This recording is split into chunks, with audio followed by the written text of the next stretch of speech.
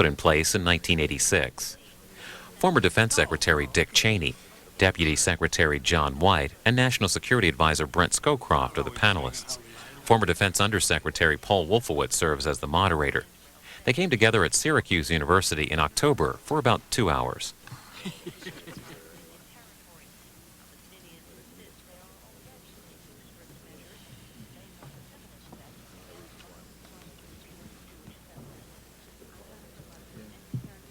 Well, thank you all for your patience. Good morning and welcome to the Syracuse University campus. My name is Sean O'Keefe, and I am the Lewis A. Bantle Professor of Business and Government Policy. This is an endowed chair established at the university's Maxwell School of Citizenship and Public Affairs to explore issues pertaining to management and organization, the public policy relationships with the business community, and the examination of best practices of the public and private sectors. The symposium we convene today focuses on the first objective, management and organization. In 1986, the Congress enacted the most far-reaching reorganization of the Department of Defense in half a century. The so-called Goldwater-Nichols Act has had a profound effect on the development of national security policy, the conduct of military operations, and the management of personnel, logistics, and acquisition.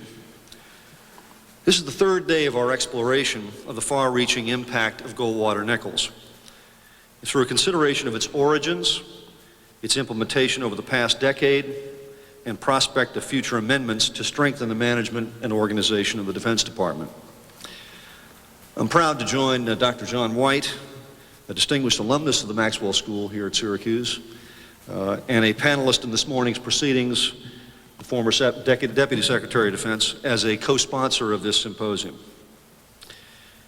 In addition to our distinguished speakers, joining us today are students, faculty, and alumni from across the Syracuse University community. In addition, we are joined by the participants in the National Security Management course, a 2-month course of instruction for senior executives in the national security establishment. This program is offered by the National Security Studies, a partnership of the Maxwell School here at Syracuse and the Johns Hopkins University School of Advanced International Studies. The Dean of Johns Hopkins SAIS, Dr. Paul Wolfowitz, is here today to moderate the panel which will follow. The morning's proceeding will begin with a discussion by 2 distinguished speakers, General Brent Scowcroft and former Secretary of Defense Dick Cheney, followed by a roundtable discussion. Our first speaker this morning is General Brent Scowcroft. He has the distinction of having served as the President's National Security Advisor both before and after the enactment of this historic piece of legislation. He served as the National Security Advisor to President Ford in the 1970s. As a matter of fact, served with Secretary Cheney at the time he was Chief of Staff to President Ford, and later as the National Security Advisor to President George Bush. He is the co-author of the book A World Transformed with President Bush, and is here this morning to join us to talk a little bit about the differences in the span of his time that he served in those 2 very important positions at a seminal time in our national security history. General Brent Scowcroft.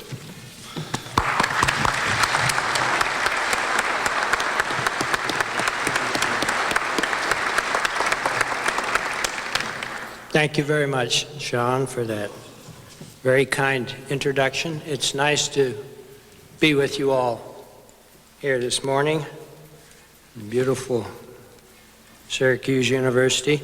I want to tell you that I am not a student of Goldwater-Nichols. Indeed, first thought as I looked at the participants here, what am I doing with all these experts on this subject? And then I thought, well, I've been doing that all my life, so why should this be any different?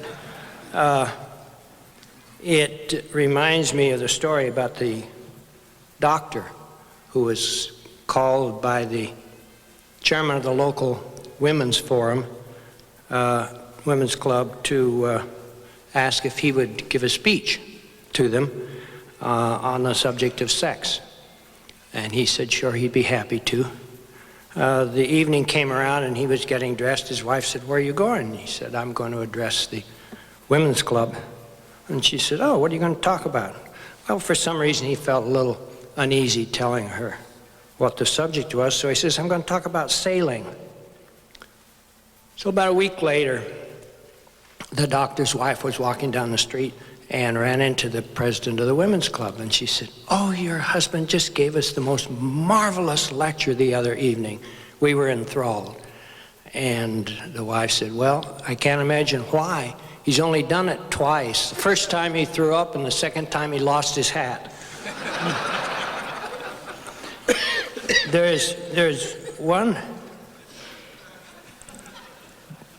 one benefit this morning, though. For the first time that I can remember, I'm not having to clean up after Dick Cheney. You know, he usually stands up and picks all the choice meat off the bones, walks off the stage, and leaves me with a carcass to try to do something with. I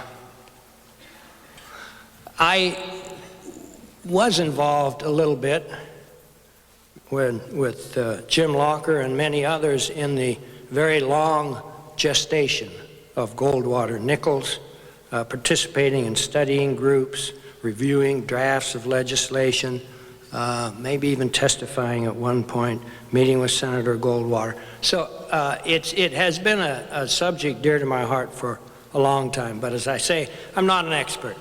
So my remarks are not going to be comprehensive, but will reflect my own experiences. And if I duplicate what other of my friends have already said up here or will say, I apologize. I had in my military career, or government career I should say, 4 jobs relevant to the subject of our discussion.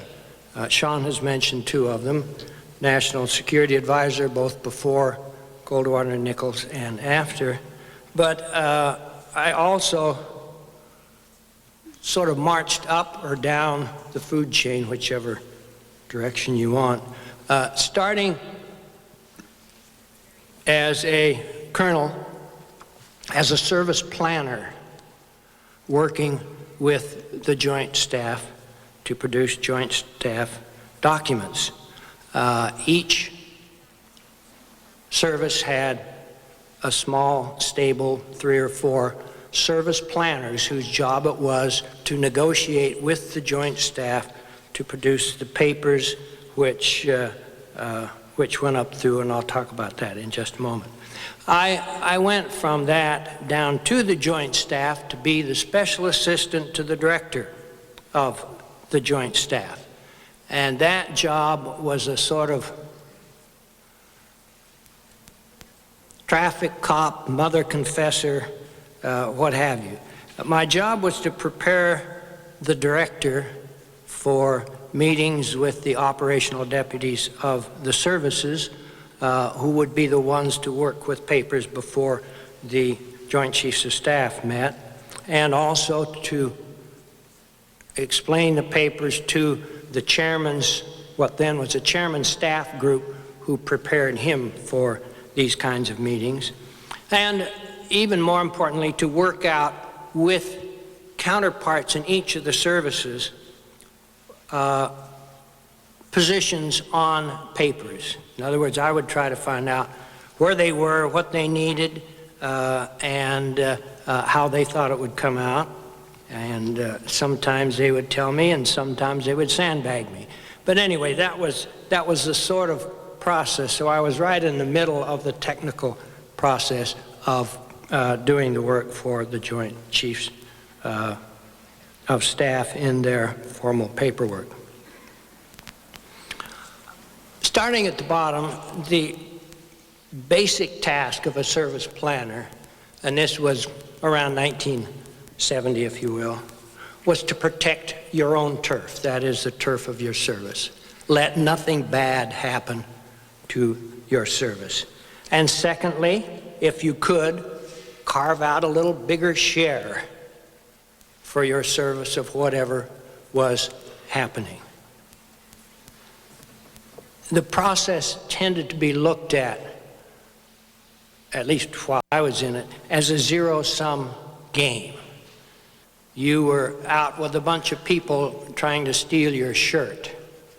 and your job was to protect your shirt, and if you could take his, that was fine.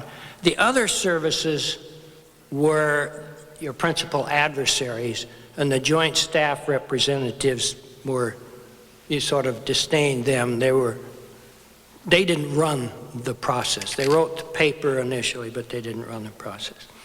And what a process it was. It would usually start with the joint staff representatives preparing a paper on whatever the subject was.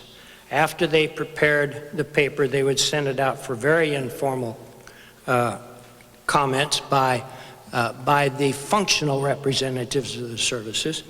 And then the paper would become a flimsy. Now, where that name came from, I don't know. But it would go through then a formal stage from flimsy, where the action officers would work it. Then the paper would turn buff. I know where that came from. The paper was buff. It was printed on buff paper. The next higher level for discussion, then when it was approved there, the paper would turn green, and literally it would be printed on green stationery. And then when the chiefs had approved it, it would be red striped, which is literally a red stripe down through the green paper. Now, at every step in this process, the services had at the paper. And since the joint staff worked not for the chairman, but for the joint chiefs of staff,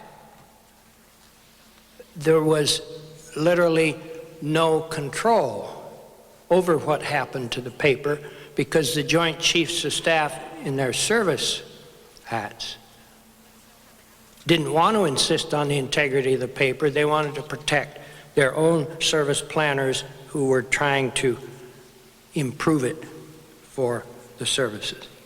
There were two general tendencies. The first was to hold out to the end. A paper had to be red striped, it had to be a consensus paper. In a very rare few pieces there was a dissent, but normally it had to be a consensus. So holding out to the end, whatever it was, usually got you a fair amount of what it was you wanted. Get the paper watered down, get offending paragraphs out, or to block what the joint staff wanted to do. The other alternative was a sort of a back-scratching operation. You go to the other services and you say, if you'll support me here, I'll give you this in this next paper. A log-rolling, back-scratching operation.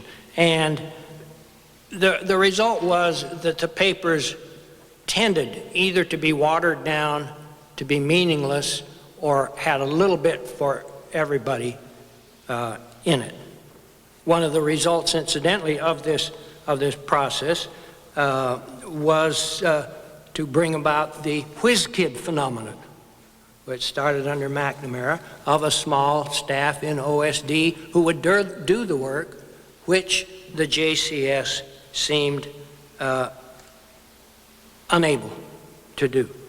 Now, the service chiefs themselves had, at least in the Air Force, had an elaborate ritual for dealing with these papers. On the day of the JCS meeting, or usually the day before the meeting, the chief of staff would sit down in his little briefing room and would be briefed on the subjects by the service planner who was responsible for each paper. And he would be given elaborate talking notes to help him through the discussion the next day. Then after the meeting, he would come back up and debrief the same people with the results of the meeting. And of course, those people were sitting there grading him on how well he had defended their paper and how much bacon he had come home with. So his actions were partly theater, partly to demonstrate or to measure his leadership as a morale builder for his staff who had worked long and hard on the papers to produce the results. And in the back of his mind, if he didn't go to the mat for his own service, there was nobody else going to do it. So the whole atmosphere was one of, if you will, defensive combat. I'm not saying that the national interest, the military interest, was totally ignored, but all of the pressures were in the other direction. And the services tended to keep their best people in this process.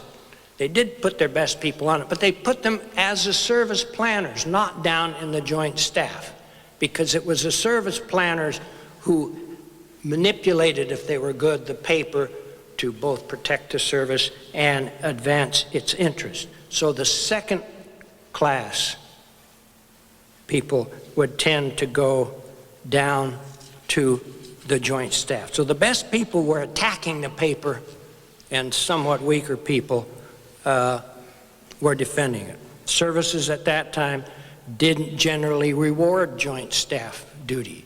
It was looked at as out of the line when all of your contemporaries were having good jobs in the service and getting good efficiency reports for jobs that the Air Force considered key. There was a rule about joint duty as being a prerequisite for achieving flag rank, but it was very loosely interpreted. That is what constituted joint duty. Services controlled promotions, personnel assignments. All of those are powerful weapons, even for somebody who says this is a crazy process. We ought to produce something that the Joint Chiefs of Staff can be proud of. My own job down in the Joint Chiefs of Staff was something of an anomaly in that regard, because my job was viewed by the Air Force as a prime intelligence operation. In other words, down where I was, I could find out what the other services were doing and thereby theoretically getting the jump of them. Of course, I would never do that. The whole system was so ponderous and dependent on the least willing member in any given case that it's surprising that it worked at all. And interestingly enough, there was frequently more time spent on trivial issues that never should have gone to the Joint Chiefs of Staff, because by holding out, you could get your way in a consensus world. So half of the meetings or more dealt with papers that never should have come before the Joint Chiefs of Staff themselves. When I got to the White House, the effects of this system, and I came right out of this system over to the White House, were readily apparent. It was my feeling, after sitting in NSC meetings and other informal meetings of the National Security Team, that military advice in the National Security Council and the Oval Office was seriously underrepresented.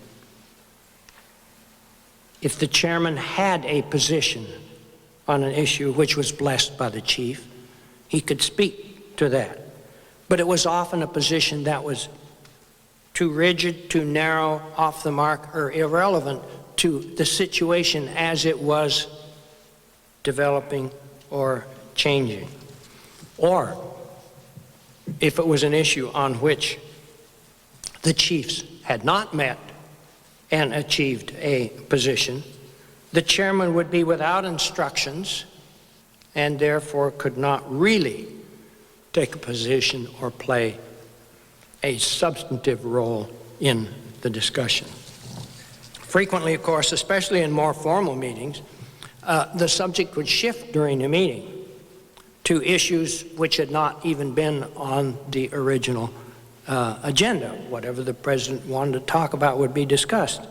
And then the chairman was doubly handicapped and really not able to be a real participant in the process. It did depend in part on the personality of the chairman, but his colleagues in the Joint Chiefs were always very alert to him saying things, committing things, doing things which they had not blessed.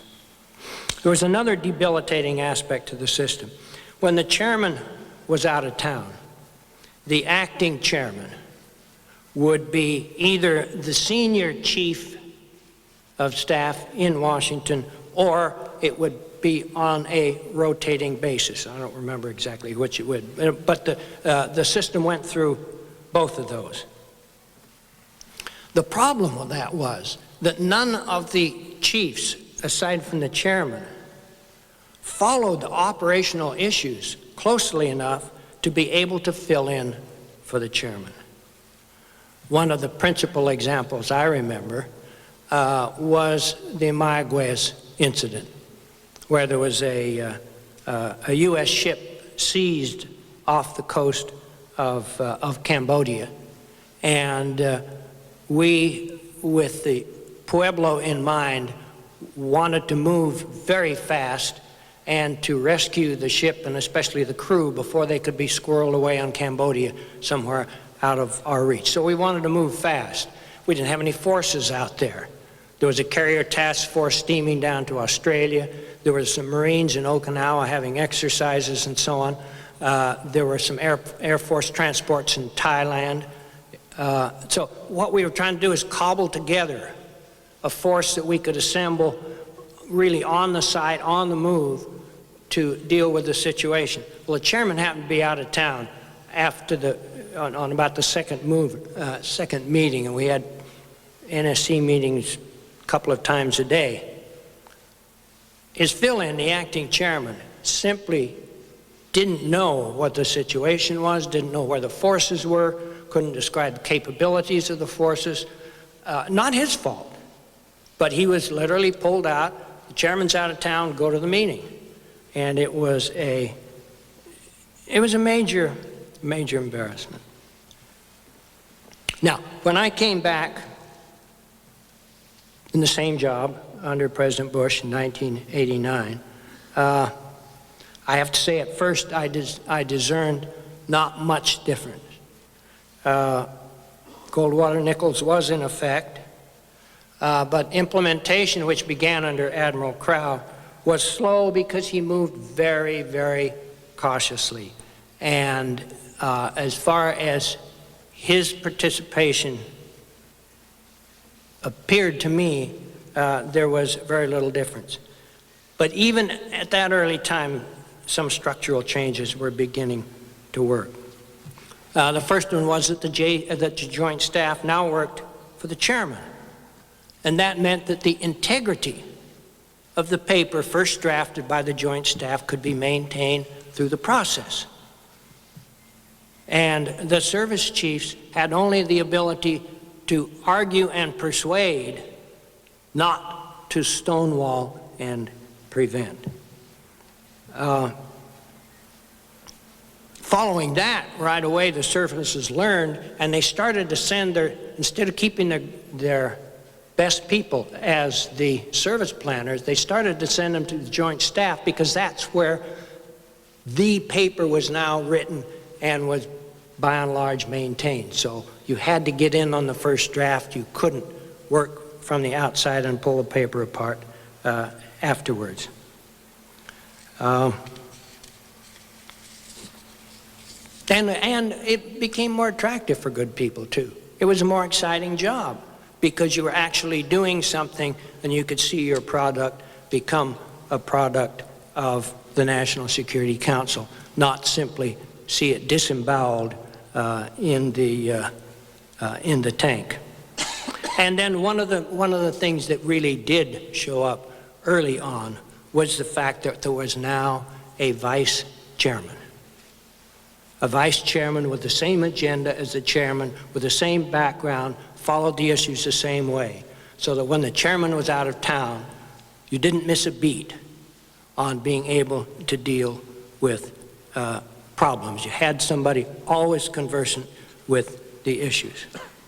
Then, of course, when General Powell came in, he took full advantage of his increased authority. And there, I think, I would describe the difference in the Oval Office and in NSC meetings as dramatic. He was a full participant in the discussions. And I think that military views became much more integrated into national decisions under Goldwater-Nichols, if you will, than they ever had been before. Because as I pointed out, the military really wasn't in a position to meaningfully debate in NSC, or even more importantly, in informal meetings.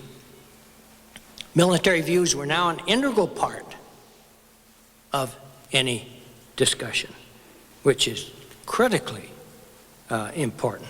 The president himself would frequently ask if the chiefs agreed with Powell.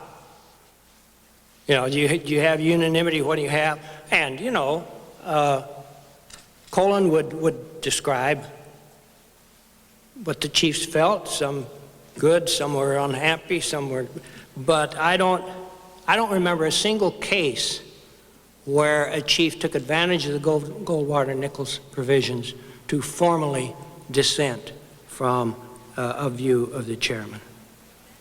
So in sum, based on anecdotal evidence primarily, I believe that Goldwater-Nichols has been an unqualified success, without a doubt. But I don't think we can rest on our laurels. I still think there is enormous structural confusion in DOD with still services, unified commands, defense agencies, all looking at the same kind of problems. A look a couple of years ago at Cobard Towers indicated to me, for example, that the commander there was still subject to overlapping chains of command to a very confusing way. But that's to say, I think we should move forward, not back up. And looking at, as I did over the weekend, at many of the comments of the naysayers to Goldwater-Nichols, I think most of the comments that I've read are off the mark. As a military man in a non-military position in the White House, I believe that Goldwater-Nichols has established a much clearer, much sounder, and more balanced and respected military view than has ever been the case before. Thank you very much.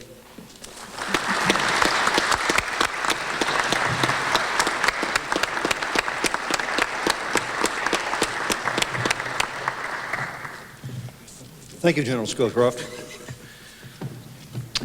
Our next speaker this morning is a gentleman who has had an opportunity to serve in a variety of capacities before, during, and after the enactment of this particular historic legislation.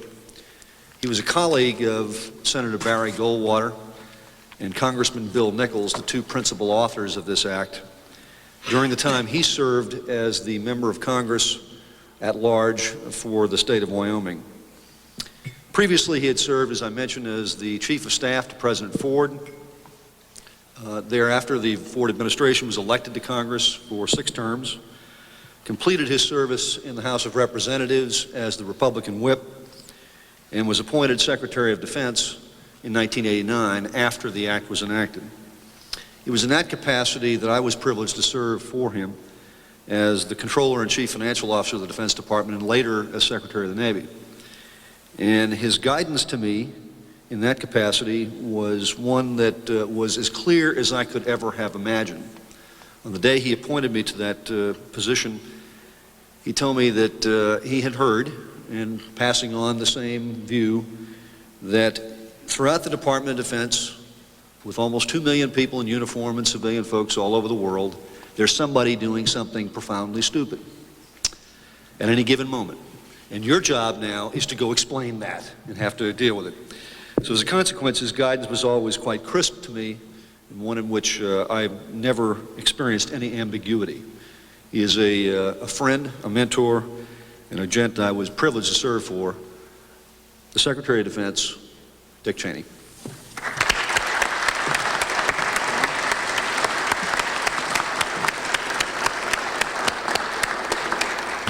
Thank you very much, Sean. It's a bit like a reunion this morning to spend some time with General Scowcroft, Paul Wolfowitz, Sean O'Keefe, some great military leaders that are here today too as well. Admiral Joe Lopez, who was one of my military assistants, General Mike Carnes, who was on the director of the Joint Staff, Joe Hoare, who ran CENTCOM for us, Jim McCarthy, a distinguished Air Force General. So it's a pleasure to be back and have a chance to share a little bit of time with all of you. I feel obligated too at the outset of my remarks to remind everybody how I became Secretary of Defense. You may remember that President Bush's first choice was Senator Tower of Texas, and it was only after the Tower nomination was rejected that I was offered the nomination. In effect, I was the President's second choice to be Secretary of Defense. My wife still brings that up from time to time, usually in the midst of family disputes. And General Scowcroft has never let me forget it. So. But I did relish my time, obviously, as Secretary. It was certainly the highlight of my career. And I'm delighted to be here this morning to reflect a bit on Goldwater-Nichols and how it affected our operations during the Bush administration, as well as talk a little bit about my earlier perceptions of it. I think in the interest of sort of tracing my relationship and views on Goldwater-Nichols, I supported it and voted for it as a member of Congress, as part of the House Republican leadership and a member of the House Intelligence Committee. I did not serve on armed services, but I had an interest in a lot of those issues that were involved in the debate over Goldwater-Nichols. And as I say, I supported it. That was somewhat unusual for me, frankly, because my usual position on a measure that the Reagan administration felt strongly about was to be aligned with the President, my friends Cap Weinberger and Frank Carlucci, those men who preceded me in the Pentagon. This particular one, though, I disagreed with them, and I did, in fact, support the reform, in part because I thought there was ample evidence in the argument that the advocates of the reform were making, especially when you looked at military operations and the problems that have been encountered in Desert One, Mayaguez that Brent mentioned earlier this morning, the problems we had in Lebanon in '82, but especially Grenada. And Grenada because immediately after the invasion in Grenada, I was asked to join a small group of congressmen to go down to look at what had transpired in Grenada, to review the operation itself. And at the time, of course, there was this great sense of enthusiasm and satisfaction that we'd been able to go to Grenada, rescue all the Americans, minimal loss of life, etc.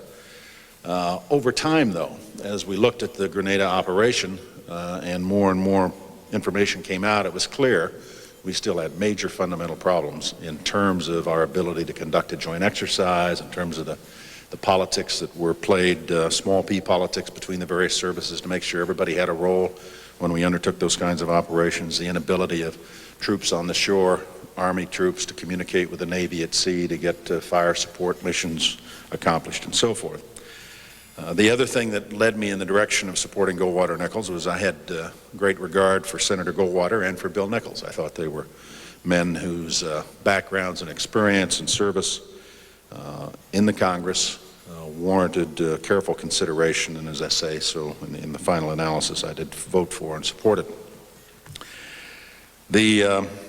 If I were to characterize my views on Goldwater-Nichols today after having operated under it for 4 years, from '89 to '93 in the Pentagon, my overall view is very positive, very similar to the views Brent's expressed this morning.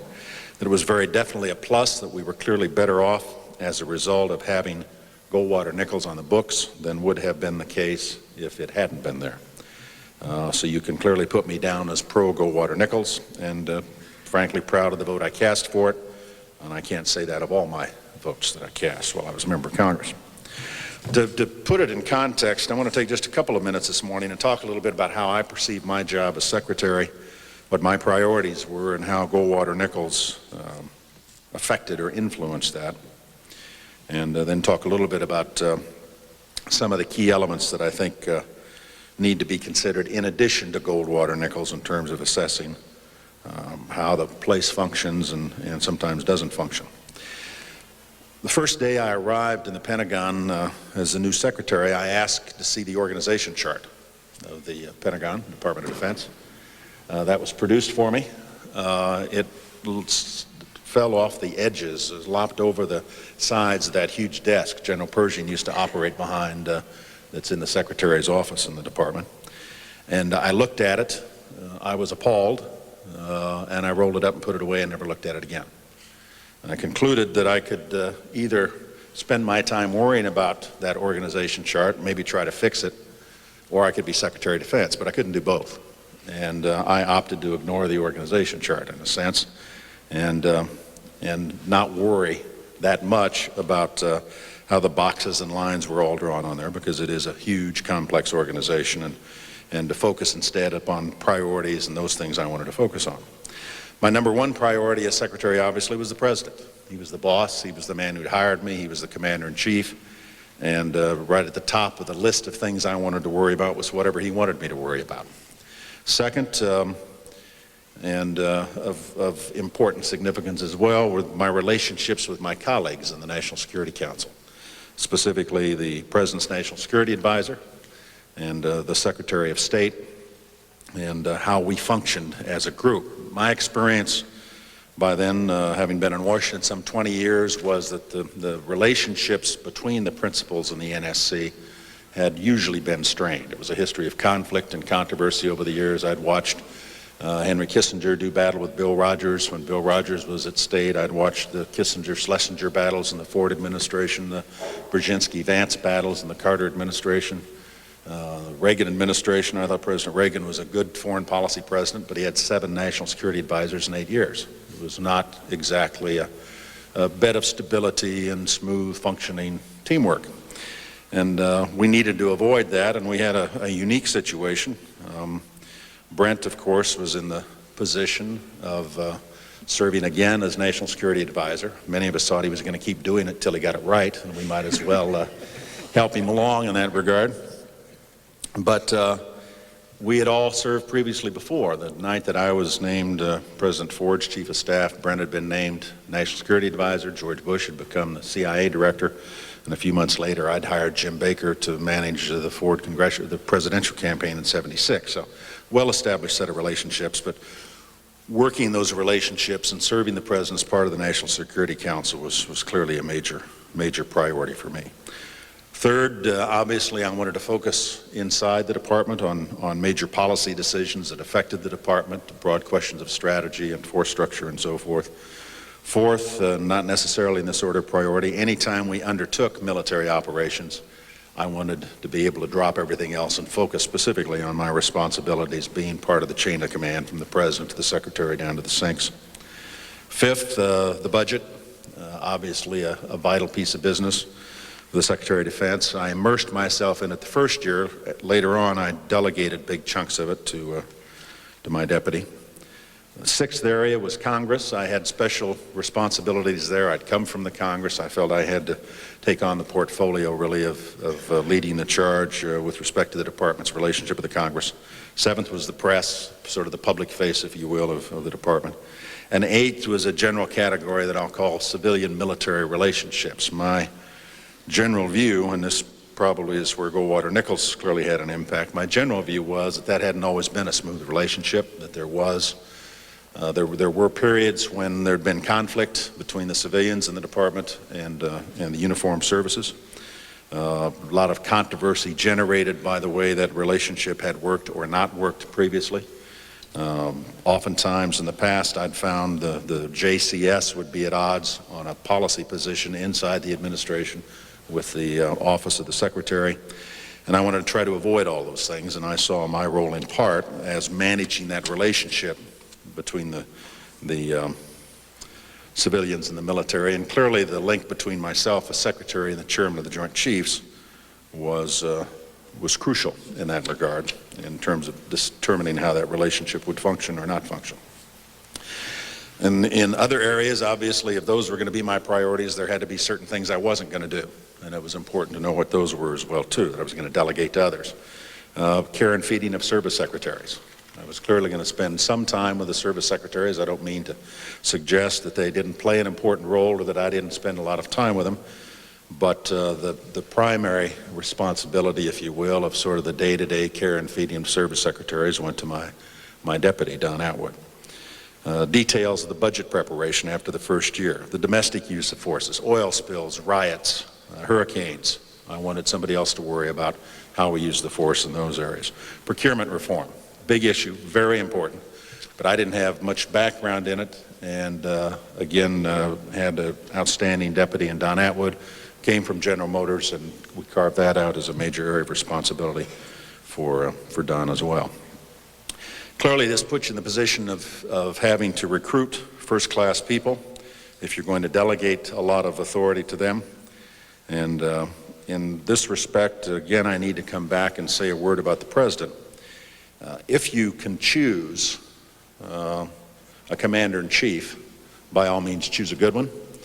Choose one that has the set of experiences that George Bush had, ranging from his own experience as a naval pilot in World War II to CIA director, vice president, ambassador to China and the United Nations. Pick one who cares a lot about the department and its people, and one who will give you the authority and then back you up so you can do the job he asked you to do. And clearly, in every respect, that's the way that President Bush operated. With respect to the appointments in the department, the key was to be able to replace, I think, 39 out of 44 from the time I first arrived within a matter of months. And the President, I believe, made 2 recommendations during my time there. Both of them were superb, and other than that, I had a free hand to do what I needed to do in the personnel area. And this became a factor, again, as we got into the relationship with the Chairman of the Joint Chiefs, General Powell. Clearly, one of the first and most important decisions I had to make was who I wanted to recommend to the President to serve as Chairman. And Goldwater-Nichols, as Brent has mentioned already, hadn't really been implemented up to that point. That is to say that I think under Admiral Crowell, it was pretty much business as usual. He'd been there both before and after the enactment of Goldwater-Nichols. So the next individual through the process, the next chairman, clearly was going to be able to start with a relatively clean slate.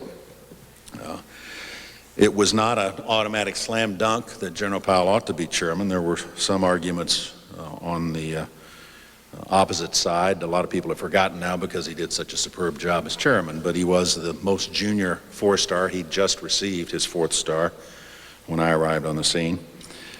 He was the youngest ever to serve in that post. He'd just completed a 2-year tour where he'd been in the White House, and White House tours are not always assets from the standpoint of a military officer's career. In the end, I decided, really the night that I was named to be chairman, they're named to be secretary, that I wanted General Powell to be the chairman, and persuaded the President, General Scowcroft, that that was the right choice, and we went forward with it, and obviously I think it was a superb choice. I think history bears that out. Brent's covered the extent to which the Goldwater-Nichols Act allowed the chairman to function as the principal military advisor for me, for the NSC, and for the President. And I think in every respect, that was in fact the way we functioned during our tour there. I would not want to let the moment pass, though, without saying that there were other elements that were very important in terms of determining General Powell's effectiveness in that regard. Take Goldwater-Nichols, if you hadn't had someone with General Powell's experience and background and relationship with the rest of us, it might not have worked as well. You can only legislate so far, set up a structure and set up procedures, and then you're left to the quality of the individuals who serve and how they perceive their role and how they relate to others. Certainly of great significance in terms of General Powell's effectiveness as the advisor to the President, myself, and the rest of us had to do in part with the fact that he'd been the National Security Advisor for President Reagan and served in that capacity for a year and as the deputy for a year before that. That he'd been the military assistant to Secretary Weinberger. And those personal experiences of his made him, I think, even more effective in that capacity and in implementing the intent of Goldwater-Nichols. With respect to the presidential team itself, as Brent mentioned, he was an integral part of the team. We never really thought about military matters and military operations without him being present, and he was in every respect as effective as I think the press and the history books have recorded. I had an arrangement with the general that I wanted multiple sources of information coming up to me. I did not want to be in a position where I was relying on a sole source for the information flow on the military side or in the department generally. I also committed to him that in terms of using the force, I would always go through him, and any orders with respect to the chain of command, where I had the option, if I wanted to go straight to the sink, that I would, as a general proposition, always operate through the chairman. And for the most part, I think we honored that. I think the joint staff functions much better now as a result of Goldwater-Nichols, is a much stronger entity. Brent's described the details of that. From my perspective as secretary, while I obviously dealt with the services and dealt with the chief separately and independently and dealt with the service secretaries frequently, especially in operational matters, especially when it was time to use the force, when it was time to deploy troops and go to war, the joint staff became central to that process, working very closely with Paul, for example, who was the Undersecretary for Policy, but especially in terms of my role and responsibility as the Secretary, we relied very heavily on the joint staff for the day-to-day conduct of operations. Throughout Desert Storm, for example, in the Gulf crisis, we'd begin every morning with a joint briefing down in the command center by the Director of Intelligence and then the Director of Operations on the joint staff for General Powell and myself and our senior people. All during the course of those operations. The key point of contact, if you will, or interaction for me as the Secretary of Defense with the military was through the chairman and through the joint staff as opposed to the JCS. Sometimes I would go independently to the sinks, but always again with General Powell's awareness and knowledge I was doing. The joint staff became important in another respect too. The question of military assistance and the role of military assistance I think oftentimes doesn't get the attention it deserves, but if I was to reflect on my own time, I would argue that the role of the military assistance is absolutely vital. It's not provided for from a statutory standpoint. It's not part of the Goldwater-Nichols, but in a way Goldwater-Nichols influenced it. And when I arrived on the scene, I had as my principal military assistant one Bill Owens. Didn't do too bad later on, became vice chairman of the Joint Chiefs. Second was Admiral Joe Lopez, whom you'll hear from here later today. I'll talk a minute about Joe. Joe, of course, just finished his tour as Southern NATO commander. And General John Jumper, who's now the commander of all air forces in Europe. All three men were superb. They provided enormous assistance and help to me and were in all respects a vital part of the operation. I had a formal structural relationship with the chairman, ongoing relationship with various members of the joint staff, but that military assistant was oftentimes the first one you saw in the morning, the last one you saw at night, the source of a vast flow of information that came across my desk. They also had one other major responsibility, and that was the POAC. That is the Pentagon Officers Athletic Club. If you wanted to know what was really going on in the Department of Defense, you had to check in at the POAC a couple times a week. And so my military assistants always had the requirement to show up in the POAC to find out what the latest rumor was about what in fact was actually happening in the department. The important thing I think about Goldwater-Nichols and how it shaped things, again, and this isn't a requirement, but it set the tone for the way we operated, is the way I selected my military assistants. The traditional way had been in the past that when it was time to pick a new military assistant for the secretary, the services would submit recommendations and you would sit down and look at the recommendations from each of the services and pick one of them to be your military assistant. I didn't do that.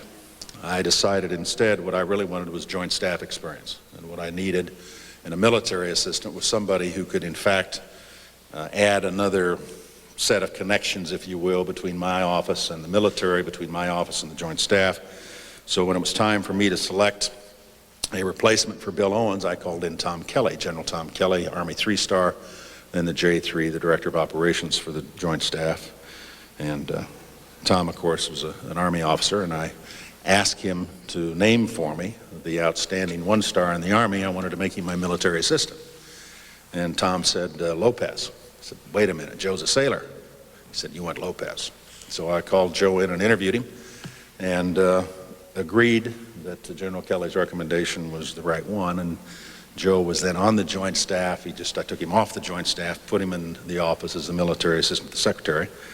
Within about 24 hours, the Iraqis invaded Kuwait, and I don't think he ever took a breath over the next 2 years. But the important thing for me as secretary, given Goldwater-Nichols and given the operational requirements that we faced, was to have somebody off the Joint Staff as opposed to the recommendations of one of the services about who ought to be my assistant. I wanted somebody who was loyal to me, somebody who knew I personally had selected them, not somebody who was going to be an emissary from their home service to the Secretary's office.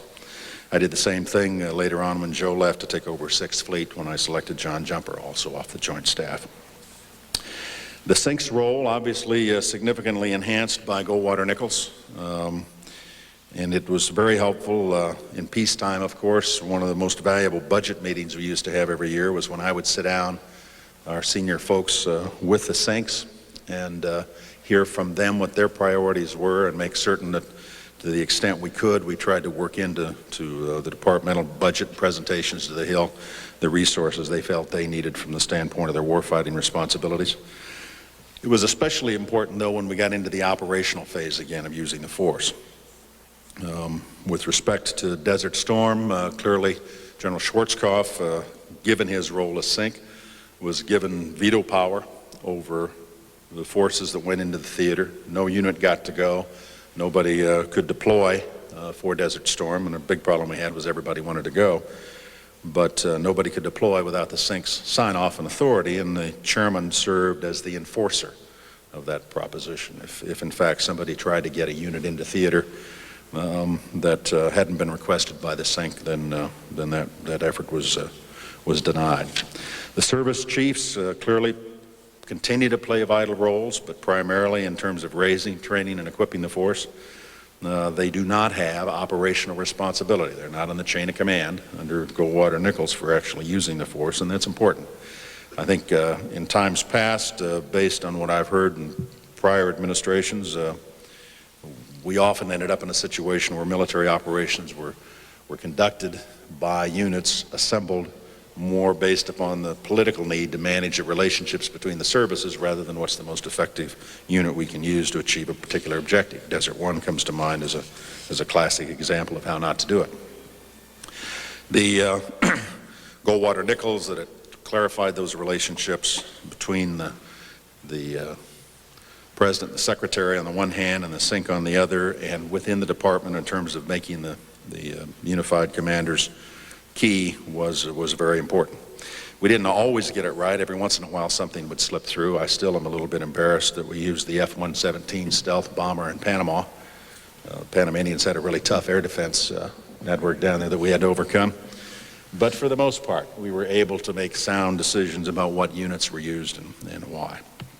A perennial problem in Washington, anytime you use the force, is that everybody wants to get in the act, everybody wants to give advice, the State Department wants to select targets for the Air Force to hit, and you've got to avoid all of that, and that requires the President and the National Security Advisor to keep everybody else out of the chain of command in the other departments, and inside the Department of the Pentagon itself. You also have to work very hard to maintain the integrity of that chain of command, and Goldwater-Nichols clearly helps with all of that. Let me close. There are a lot of other things we could talk about by making just a couple of additional points. That as much as I'm an advocate of Goldwater-Nichols, let me offer a caution here, and that is that I don't think it is possible for the Congress, however wise it might be, however many hearings you want to hold, whatever amount of evidence you want to accumulate, it isn't possible for the Congress to legislate every nit and nat about how the Department of Defense is going to function. In the final analysis, once you've created the structure and identified responsibilities and granted authority, you're going to depend upon the quality and caliber of the people who fill those slots, how they view their jobs, what kind of leadership you get from the president, etc. I would argue that there were other factors that entered into how effective the civilians were in controlling the operation and the ability and the quality of military advice, how all of that functioned, that aren't in Goldwater-Nichols. Probably shouldn't be in Goldwater-Nichols. I'm not suggesting that should be included. Absolutely at the top of the list is the ability of the Secretary to hire and fire. I found it necessary on my watch to relieve a SINC and to relieve a member of the Joint Chiefs. Absolutely essential that the Secretary have that authority and that nothing be done to impede it. And it is, I would argue, at least as important as Goldwater-Nichols in reinforcing the notion of who's running the show and who's in fact in charge. The personality of the Chairman of the Joint Chiefs is obviously crucial. His relationship with the Secretary is vital. The relationship between the President and the other NSC types. The Deputies Committee, one of the great, I think, strengths of our operation during the Bush years was the evolution and development of what we call the Deputies Committee. I think an equivalent probably has been created in most administrations. Paul Wolfowitz can speak to that better than I can because he was usually my representative on the Deputies Committee. But it was also a place where the interagency process, the Deputy Secretary of State and Defense and NSC, Deputy NSC Advisor, Deputy Director of the CIA, and the Vice Chairman of the Joint Chiefs got together. And oftentimes they met more often, spent more time together, and that was a forum for offering and developing military options that was at least as important as what the principals did, because we often took their product and then worked it and implemented their recommendations. Nothing about the Deputies Committee and the Goldwater-Nichols Act. I'm not advocating that there should be. My point only is that the success and effectiveness of an administration in dealing with these kinds of issues is affected by a lot of things. Goldwater-Nichols is obviously an important piece of the structure that you have to operate with, but all of these other items are equally important in terms of determining how effective an administration is. Thank you.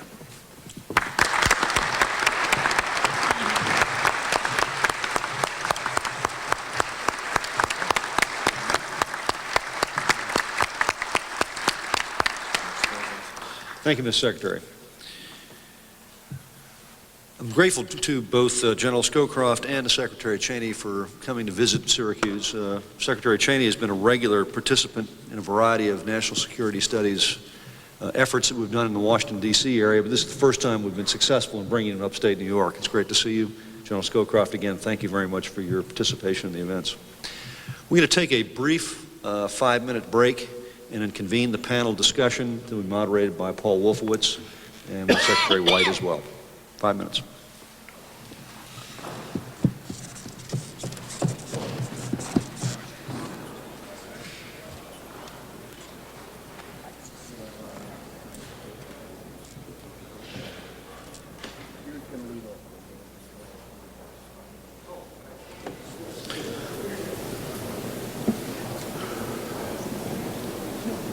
Well, again, good morning. This afternoon we're going to have an opportunity to speak with several current and previous operational commanders. General Jim McCarthy, the former Deputy Commander-in-Chief of Europe, is going to moderate a panel with Admiral Joe Lopez, who you heard about just a few moments ago from Secretary Cheney, and introduced him far better than I ever could, who was just recently relieved as the NATO Southern Commander.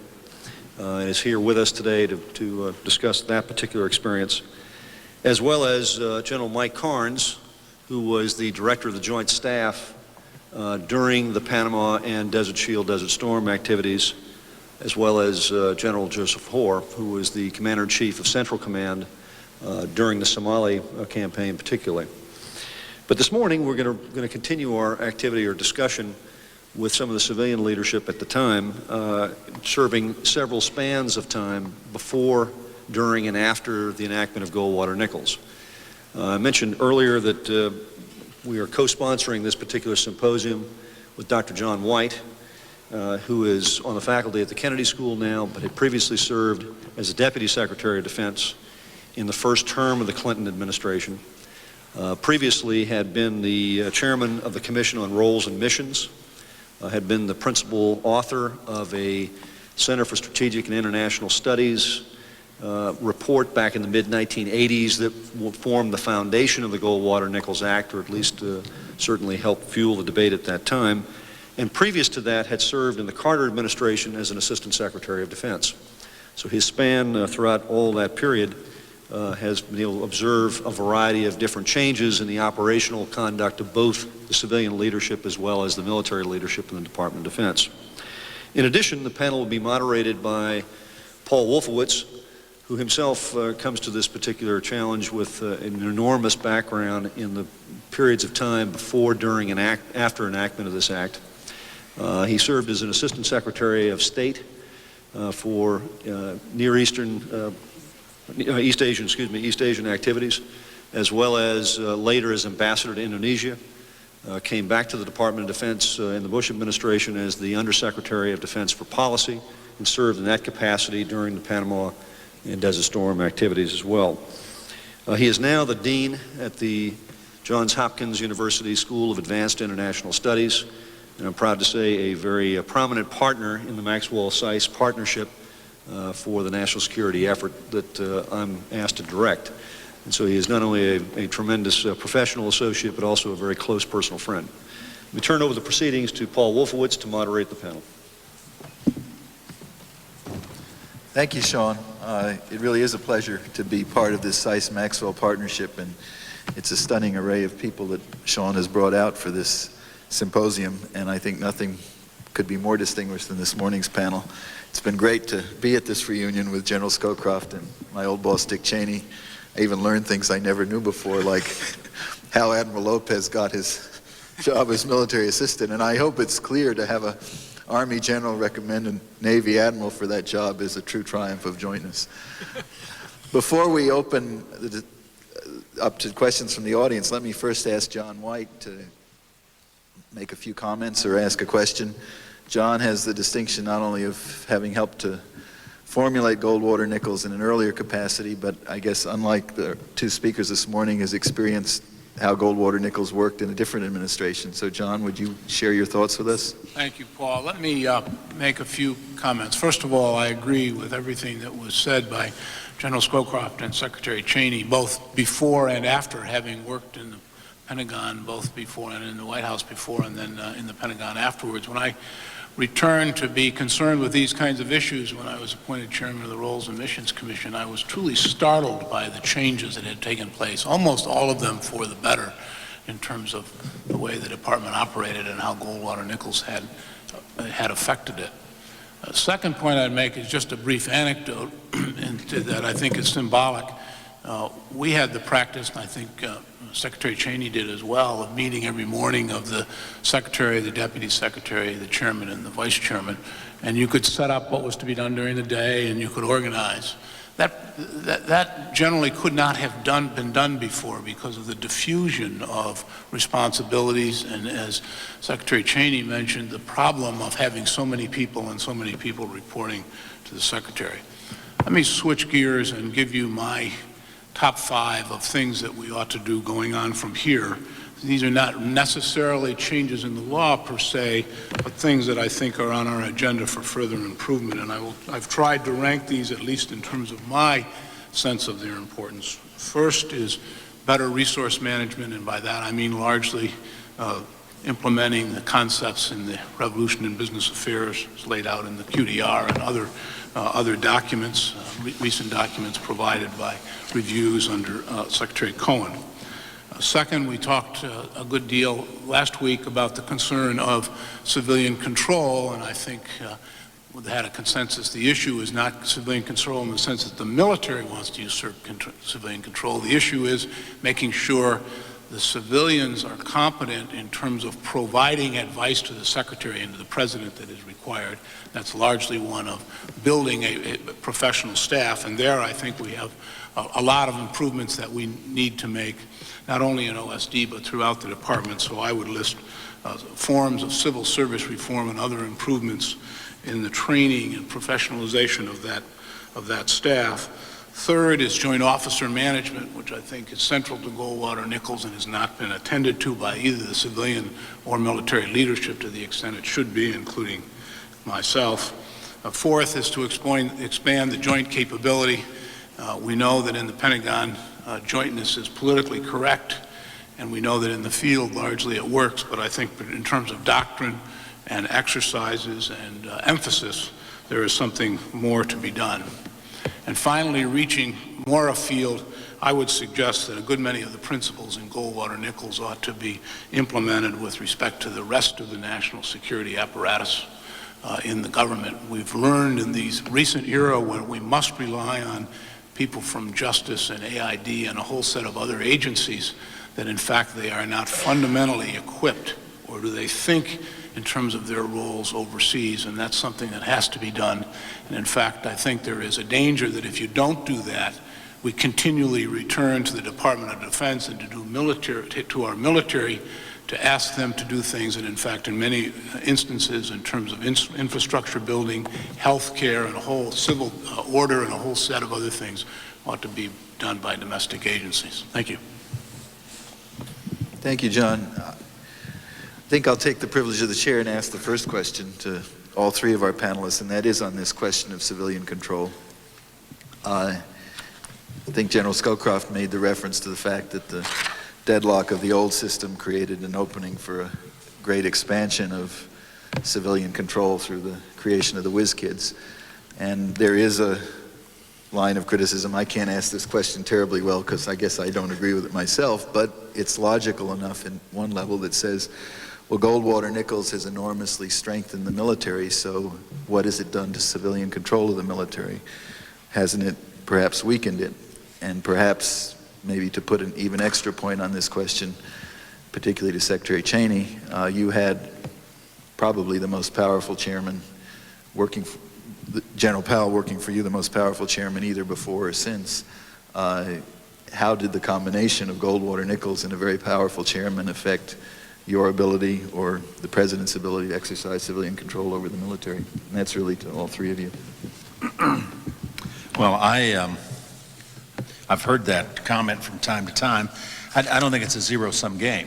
I mean, it's not as though if you have a powerful chairman or a powerful joint staff arrangement, you necessarily have weak civilian operation. I would argue just the contrary. In fact, that the stronger, more effective, higher quality military advice you get, the tighter you've got the chain of command, the basic ability to function, to bring advice up the chain and to transmit orders down the chain, the better the civilians are going to do. And I mean, if I was, I suppose you could go out and hire weak people. Don't hire the strongest people you can find, but if that was the rule, Paul, you wouldn't have been working for me. So, as I recall, you probably at least as much as General Powell used to refuse to take no for an answer. You'd come in occasionally and argue with me, and I'd throw you out of my office, and you'd be back the next day arguing again, the same point. Usually you were right, though, and I appreciate it. It was a great asset. But I think with respect to General Powell, too, I went out and found the best individual I could find to serve in that capacity.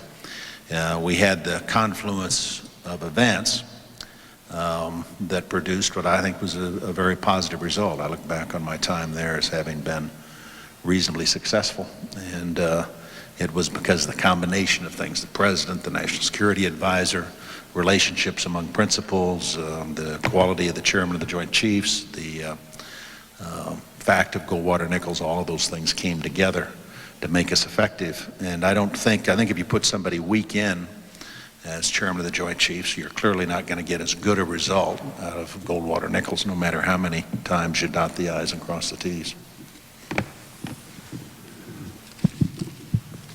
Well, like Dick, I think it's a mixed bag. First of all, I think the issue of civilian control, as it is generally thought of by the average American citizen, is a shibboleth, and that the American military is so deeply imbued instinctively in the notion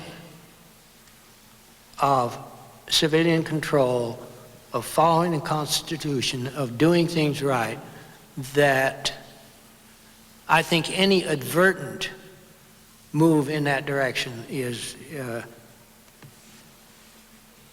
maybe Hollywood, but it certainly isn't true. But I think there are some problems, and one of them struck me in the difference between the Ford administration and the Bush administration. In the Ford administration, virtually every senior civilian in the national security structure had had military service of one kind or another. They understood at least the rudiments of what the military was all about, and that no matter how well you planned, you knew things were going to screw up if you actually had to use military force. Nothing went the way it was supposed to. That's pretty well gone now. And the danger of that is that sitting around in the National Security Council, there may be only one person who has now an understanding of the military in that gut sense, and what they can do and what they can't do, and the kinds of cautionary things that you have to look out for. So it puts a bigger burden on the chairman, and I think that is something of a problem. But I don't think that problem has become worse since Goldwater-Nichols, because before there was no military advice in the White House. I'd like to mention one other thing, and a lot of this comes down in the end to people. I'm a firm believer that good people can make even a bad organization work, but poor people are not going to make even a good organization work. And I think one of the changes has been a subtle one, and that's between the Secretary of Defense and the chairman. That is always a complicated relationship, especially when they come into the White House. Here is a chairman who works for the secretary, giving his military judgment to the president. That's a tough thing to do, and when you have a more powerful chairman, it becomes even more complicated. And I must say, I used to sit back and watch Dick and Colin, and they were marvelous. I mean, they had us outvoted every time.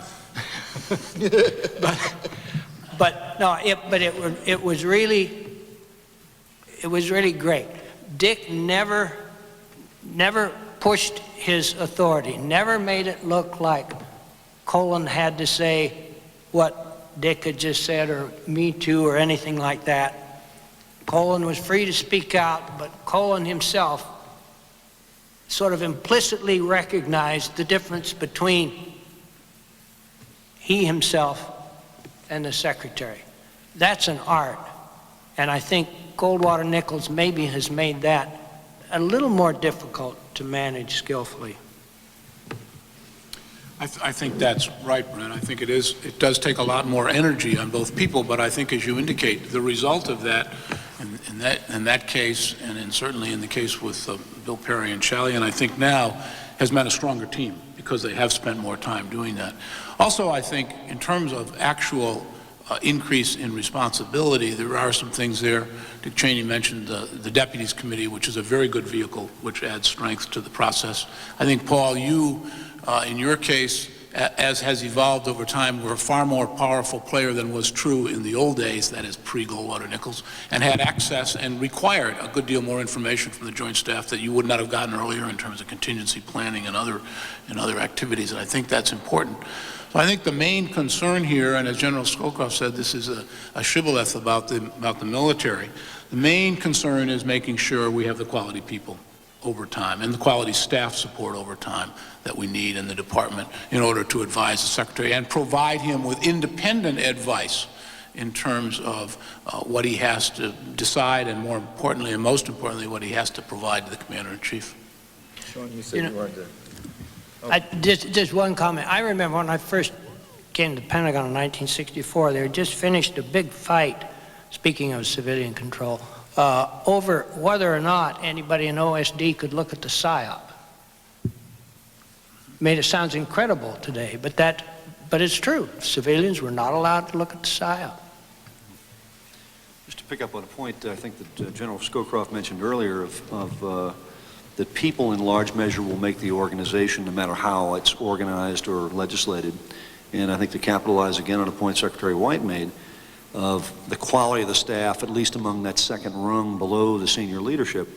One of the things I find most discouraging about the current process, whether it's in the last administration or this one, it's not an issue that's partisan of Democrat or Republican, is over time, in the last 10 to 15 years, we've erected enough impediments, restrictions for civilians to seek the opportunity to serve in the public sector in a way that has become so onerous as to almost preclude anyone who is rational in their consideration of future professional opportunities from choosing to elect to go into a position of public service, particularly those that require the appointment of the President of the United States and confirmation by the United States Senate.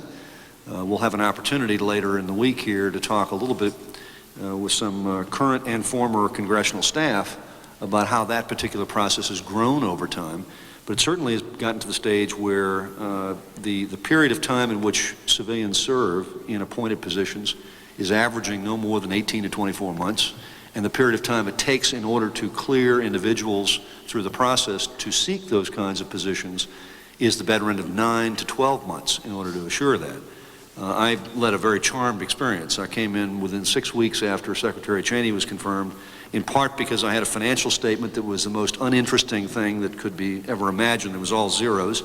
And I had no conflict of interest by virtue of having been a captive member of the Senate staff for many years prior to that, and a future boss who was willing to trust the fact that with that open page agenda, he was willing to take that risk. That's generally not the circumstances. And as a result, the nature of the restrictions for individuals, both currently and post-employment restrictions, are so onerous now that this may indeed be one of the features of a future amendment to Goldwater-Nichols that could in turn become very beneficial. Let me, if I can, just follow up on Brent's point over here as well too, and probably for the audience explain what the PSYOP is. It's the operating plan, obviously, for using nuclear weapons, but to show you the distinction between 1964, when civilians weren't allowed to see the PSYOP, and post-Goldwater-Nichols, during the Bush administration, we did a complete revision of the entire PSYOP as a joint project between Paul's office and people working for the deputy undersecretary for policy, the civilian side, and the joint staff, and fundamentally revised and modified that plan in major ways. And again, I think Goldwater-Nichols contributed to that in the sense the role of the joint staff, the ability of the joint staff to work with the civilian side of the House to dig into what was one of the most sacred cows in the entire department.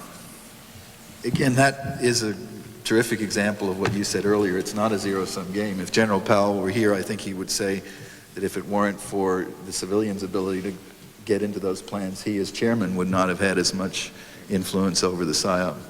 And I've always thought, in many ways, the example of Harry Truman, who had serving under him as Secretary of State Dean Acheson, one of the most intimidating intellects around, and as Secretary of Defense George Marshall, again, one of the most impressive, intimidating, awe-inspiring public servants we've ever had.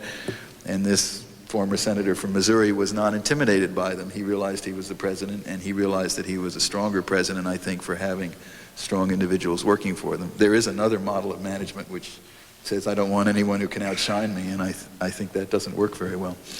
Let's open it up to questions from the audience. I'm sure there are a lot. As General Scowcroft said, this is an audience with experts and veterans and people probably with a few wounds on their backs from the old process or from the new one. There are some mics, one on each side and one in the middle. It's always tough to go first, but here we have a volunteer. Good. I'm the class volunteer for going first. Maybe say your name and where you're from. Colonel Steve Shook, Army, Joint Staff, Chief of War Plans. My question is for the entire panel, is everyone here has said basically that Goldwater-Nichols has been a profound success, did what it was intended to do, and without a whole lot of bad unintended consequences. My question goes back to really what Undersecretary White brought up, which is the civilian side, interagency, intergovernmental side that hasn't been addressed, and that essentially our national security strategy still is a DOD document, DOD focus. Will it take legislation to better bring in commerce, state, and judicial so that we have a total governmental posture and capability and abilities to conduct national security strategy? And second question, in that same light, we look the same as we did post-Cold War, pre-Cold War, post-Cold War. Our regional sinks are out there. We don't have enough forces to meet the needs of all the regional sinks. Do we then need to look at maybe being just a capabilities-based force that meets the needs of the national security strategy versus trying to meet the needs of individual sinks? Thank you, sirs. Two small questions. You go first. That's the way it always was. Well, I think John's comment about reforming the rest of the national security structure is a very good one. I'm probably slightly apprehensive about it because I think it's a delicate machine. But I do believe in at least one part of it, and that is that other elements which do play some role in national security, commerce, justice, for example, are not organized in a way that they can participate usefully. They have different ways of looking at things. Their secretaries are not staffed. Dick, you probably have more knowledge of that than I do. But we would bring them in on issues where they were definitely involved. Frequently, for example, the Attorney General was in. They need internally to have their structures overhauled so that they can, in fact, participate. In many ways, they're like the old Joint Chiefs of Staff. So I think we need some help there. One of the fundamental things we need to try to do better is general long-range thinking and planning. And specifically, we need a better way to organize the government for economics. Now, this administration set up a joint economic council as a counterpart to the National Security Council. And my impression, and maybe John wants to come on to that, is that it maybe was a pretty good idea and maybe worked fairly well as long as Bob Rubin was there, that it didn't work out. Managing economics is much more difficult than managing national security. National security, there are only a few really prime players: defense, state, CIA, and that's, you know, that's a pretty collegial club. And one of my hesitations about expanding it more is that you might lose the collegiality by adding people whose mental orientation is very different. But in economics, everybody thinks they have a part of it. Almost every agency thinks it has a part of it. And each administration figures out a different way to organize decision-making on economics, and as near as I can see, none of them has worked. Let me just make a brief comment about the economics and the long-term planning. I think both are true, as Brent has said. Secondly, while I think, as you indicated, the Economic Council worked, particularly when you had a strong leader like Bob Rubin, as time went on and these issues got more intertwined and more complicated, we used, to some extent, the NSC device for dealing with them, and it was clearly an uncomfortable and difficult way to do it. But if you're going to sit down and deal with the president going to China or the president going to Russia, half or more of these issues are now economic. And you have to have some vehicle by which to do that, and you have to have people with a familiarity within the bureaucracy to be able to deal with it and to deal with their national security counterparts, and we're not there yet. And at the risk of getting someone mad at me, I would have to say in my government experience, there's no agency that's more arrogant and less willing to coordinate with the rest of the government than the Department of the Treasury. And I left out Treasury, I should. Yeah. And I had the experience when I was working for George Shultz at State Department. We had an issue with the Philippines. It was a matter of a vote in the IMF that was purely political because the loan was going to be approved no matter how the United States voted. And even though Shultz was the Secretary of State and a former Secretary of Treasury, the Treasury Department decided this is our vote, we'll do it our way, and we'll coordinate with no one. And of course the results were pretty bad. I would add one other, though, to the list, and that is I think the whole area of terrorism, which has the potential at some point in the future to become terrorism with weapons of mass destruction, is a place where this organizational gap could really hurt us very, very badly. And that we're in some confusion even at a theoretical level as to whether it's a law enforcement problem or it's a deterrence defense problem. And I think the gaps between justice on the one hand and other parts of the U.S. government are pretty severe. And I haven't heard anyone yet really come up with a solution for it. I was on the Brown Commission to look at the roles and missions of the intelligence community, and we identified this as an important problem, but when it came to figuring out an organizational solution, we dumped it in the hands of the National Security Advisor and said he should chair a committee. And with all respect to National Security Advisors, I think when you solve an organizational problem with a committee chaired by the National Security Advisor, you've admitted you don't know what to do. So it's like the old saying, Leroy don't want the ball. One anecdote, I think Paul's absolutely right about terrorism. When we were in office, when we came in, the first drug czar had just been appointed, and Congress had set him up, and he was called drug czar. Well, it was an individual, and he had some money, and that was it. And he had no structure, he had no organization, he had no way to make himself felt, much less bring all of the other warlords who were involved, like Justice, Treasury, and so on, to heal. The first one was Bill Bennett. And so I went to Bill and I said, look, you need help. There's no way you can cut yourself a share of power in the government this way. And I offered to lend him the structure of the NSC to use its process and you know, force people in the NSC structure into our debating system and so on. It didn't work very well, partly because he didn't know how to do it, and partly it was alien to a lot of the people because they had never worked it this way. The FBI's, Treasury, but there's definitely a need for some, both on drugs still, although it's better now, but terror is certainly part. And as I look at the latest NSC directive on terror, to me it's like your first organizational chart of the Pentagon you looked at. It's a nightmare.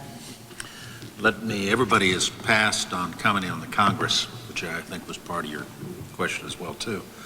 And that's an area of special concern from my perspective. I really sense that we are moving away from having a Congress that really understands and is involved with and has a kind of a deep interest in these issues that I think are warranted.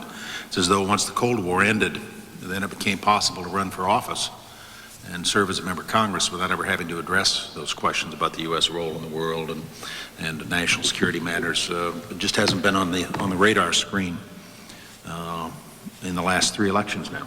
And so then you see some of the consequences of that. Percentage I heard the other day, some 40% of new members of Congress arrive in Washington don't have passports, never been outside the United States. Or a recent comment by one of our congressional leaders to the effect that he'd been to Europe once, he'd seen all there was to see, and there was no need to go back. So the problem is, I think you've got a Congress that is not especially knowledgeable about, nor at this point involved in these kinds of issues, and you start from a base of some ignorance. It doesn't make the task downtown any easier. Let me make 2 comments about that, because I think that's right. There are 2 problems generally in the Congress in this regard. One is that a lot of this happens through inadvertence. That is, people just don't think through what the implications are for trying to manage the department if they go directly to military people. There was a proposal when the legislation for the Quadrennial Defense Review was on the Hill when we were first discussing it up there, by 2 very knowledgeable and very responsible senators, one Republican and one Democrat, who proposed that the chairman of the Joint Chiefs of Staff create his own independent defense budget outside the advice of the Secretary and present it directly to the Congress. They simply had not thought through the implications of what they were talking about. And once we worked through it, we worked our way through it. The second issue is a partisan issue. That is, to the extent that the parties are different in the executive and the Congress, I worry about whether or not some people in the Congress see civilian control as them to the military as opposed to them to the executive branch and then to the military.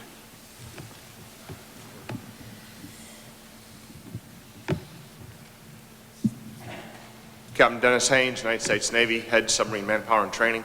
With the discussion of readiness that's going on right now, what do you think the responsibility of Goldwater-Nichols is in making sure that the military is ready? And if it doesn't have that responsibility, how should it be changed so that it does keep us from having a readiness problem again? Well, obviously I think it would be my expectation that to the extent that there are readiness problems with the services, that it would show up, especially from the perspective of the sinks, as they do their planning and exercises and deploy the force. If you're sending the naval units to sea with a significant number of vacancies on board, you got a readiness problem. If you, but it doesn't reside only in the sinks, obviously, or from the perspective of those elements touched by Goldwater-Nichols. I think the services have a prime responsibility in this area. And to the extent that you look to the service secretaries and the service chiefs to be and have the lead responsibility for recruiting and raising and training and equipping the force, which I think we still do to a large extent, I would think that that's the prime area where an effort's needed. If there's a readiness problem out there today, I don't know that it is so much generated by internal difficulties inside the department as it is by a failure to provide resources or by forcing the services to have to choose between long-term investment and short-term readiness requirements.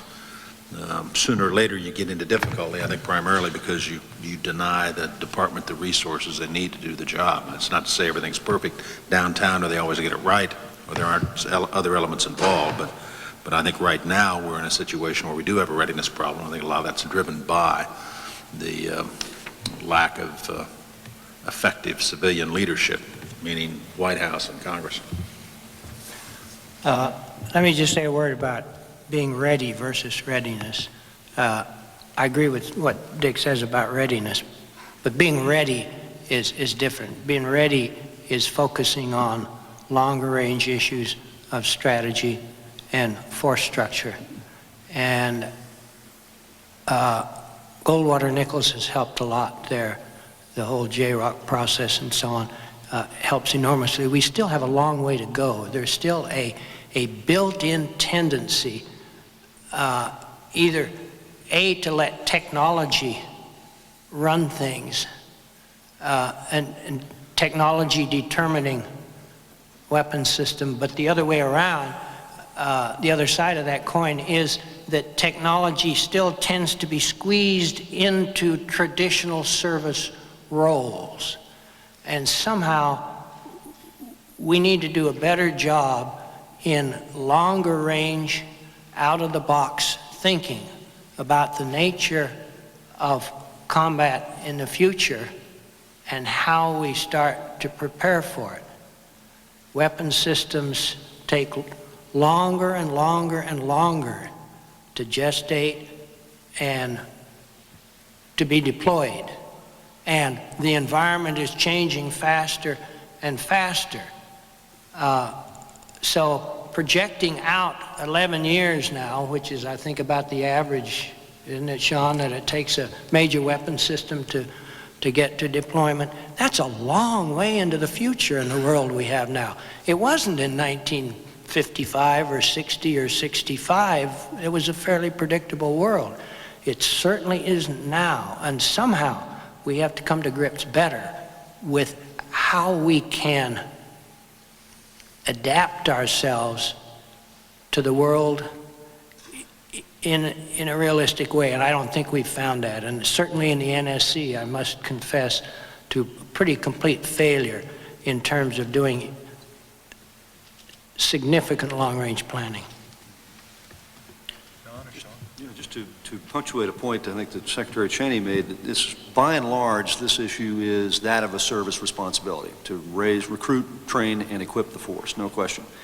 The difficulty, though, is that at this point, I think, and given General Scowcroft your observation of how long it takes in order to respond to what are requirements that are generated by unified commanders, and they're, by definition of the way Goldwater-Nichols is put together, unified commanders are to look at the near term, the immediate, the present, today kind of problems in terms of what forces are required to deal with the conflict, the crisis, whatever situation may emerge. And that's the reason I found those sessions that you convened, Mr. Secretary, a couple times a year with all the unified commanders so beneficial, was to reconcile those differences of what the unified commanders were insisting upon to be provided today, immediately. And when you added all those up, they exceeded the national debt by 2. And as a result, it became grossly apparent that the requirements and the demands that they sought upon the ability of the services to provide and the resource wherewithal to accomplish those tasks was something that needed reconciliation. Now, it also gave them an opportunity to chew my ankle a bit as controller for why I wasn't providing the resources necessary to do that. But it was always a very healthy way of reconciling both of those dynamics, and to some extent, it doesn't happen often enough. I think one of the problems that Goldwater-Nichols has brought is a different kind of tension. And as Sean points out, our chief strategists in a way now are the sinks. The sink's interest is now. 4 years from now, that guy will be retired. So he wants it now ready. That is as opposed to the services whose role is to train and equip. But they're doing it in a very different kind of perspective. The Air Force may know what kind of airplanes it would like, but if the Air Force plans out this way, without the sink's overall view of what it's going to take him to have a joint fighting outfit, you have a huge gap, and I think we have not figured out how to bridge that. Please. Gentlemen, my name is Jean Holzman. I've worked in the Navy R&D community for a long time. Excuse me. You've all talked about the challenges within the department itself, of the structural unwieldiness of the department, the challenge of getting good people to work in the department in that kind of environment. My question is, if there was a feeling that the department need to be looked at as far as its organizational structure or streamlined, how would we go about it? We certainly would not prefer to have legislation to that regard, but on the other hand, Mr. Secretary, I understand that the press of the job that you have makes it very difficult to evaluate your own organization while you're there. So would there be a recommendation of how you would do that, to look inward to the department and try to streamline itself for more effective operations? Fix the organization chart, in other words. Well, there's almost a continuous process in Washington, I think, of studies of what our future requirements are going to be. We've just got a new one started here in the last few weeks, chaired by Warren Redmond, former Senator Redmond, sponsored, I think, by the Speaker and the Secretary and so forth. I've participated in a number of them myself, one recently, the American Enterprise Institute, for example. There's no shortage of ideas and concepts out there that need to be addressed. There has been. It's difficult, I think, for most of us who move into those jobs and actually take on responsibility to conclude that you're going to spend all your time there on these kinds of problems. I mean, they have defied solution up till now. You can tamper a bit with it at the edges. I worked, for example, in the intelligence area when I was secretary and did make some fairly significant organizational changes there, but that was because I had a special interest in intelligence and then served on the committee and so forth. But it is very, very hard to know where to start, and I'm not certain at this point that I could say that there's any one particular structure that's necessarily better than any others. I came away again with a feeling that the chart wasn't nearly as important as were the relationships among people, personalities that were involved, a set of priorities, the kind of guidance that we gave. And as Brent mentioned earlier, good people can find workarounds to make the organization do what needs to be done, and that's probably more important than the actual structure itself. That's my bias. I'm sure there are other views that to the contrary. I'm always skeptical of people, especially from outside, who look at it and say, well, gee, organize it like a business. It's not a business, it's the Department of Defense. We got a different set of responsibilities and requirements than anybody else does. There's a lot of redundancy there. We used to argue that half the defense budget was wasted. The problem was we didn't know which half. There's a lot of redundancy built in. You've got probably got officers and billets that you don't really need in peacetime. But when the balloon goes up and you've got to go to war, you're going to want that leadership and you're going to want trained individuals there. And I'd just as soon have a little bit of redundancy built in a peacetime organization. Looks inefficient, doesn't work all that smoothly, but when you need them, you've got them to do the chore, the task at hand. So you're always going to have the problem that it's the Department of Defense. It's not Walgreens, it's not HUD. It's huge, it's complex, it's different, it's got very special responsibilities and requirements. And to some extent, those are the things that drive the structure that's there now. I'd like to invite John White to comment on this point, because during your tenure as Deputy Secretary, you were a very strong advocate for a unique civil service reform initiative for the Department of Defense Civilian Corps. Well, I think what Dick said is exactly right. These outside groups, we've all been on them, we've chaired them and so on, are useful. They keep pressure on the system. The second point, though, that he made, which I think is more important, when you're there, you've only got 15% of your time or so that's discretionary. You can work on civil service reform, you can work on intelligence reform, but you can't work on both, or you can't work on three. You just won't get there from here. So it's a very difficult issue, and there's no panacea. There's no device, I don't think, by which you create these changes, and there's no process. I might, just one brief comment. When I became Undersecretary for Policy, I reorganized the policy operation. When I left, it was reorganized after me. I think the organization makes a difference. I think we got it right. Forgive me, but I think the next reform was wrong. And the principle that I was working on was, among other things, since we sort of handle the foreign relations of the Defense Department, the people at the assistant level spend an enormous amount of time traveling. And one of the two simple principles of my reorganization was make sure the travel responsibilities are divided up more or less equally among the three main subordinates, or you'll never see the person that really should be in charge. But the real thing I draw from this is I don't think somebody I mean, I can have my judgment about the reorganization, but I think basically the managers got to organize in a way that they think is for them. And I think one danger in all these commissions and all these recommendations is a lot of them turn up in legislation that end up hamstringing you and putting artificial constraints on how many appointees you can have at such and such a level, or how many flag officers you can have in such and such a place. And it seems to me that in this balance between people and organization, as General Scowcroft said, people are the thing that can bring in good people is the most important thing you can do, and the thing that empowers those good people to figure out solutions that work for them, I think, is the next most important. And after that, work on the organization chart, or else just get a bigger table to hold the whole thing. Yes, sir. I think there? No. There's one over here. There. There's someone around the corner. I'll get you next. Joe David from Army Materiel Command. I heard what you said. I understand that in peacetime we need to have an organization that will build leaders and people to follow on. But people at all levels of defense are being asked to relook everything we do, to scrape every bottom dollar, to free it up for modernization, to free it up for readiness. It's kind of hard to hear that it's too hard to fix the top levels. I mean, we've got secretariats at DOD, as well as the uniform side. We have secretariats at each of the departments, as long as they're military parts.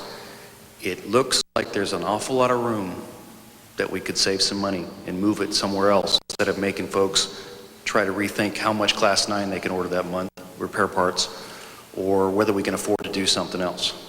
Just like your comments on that, sir.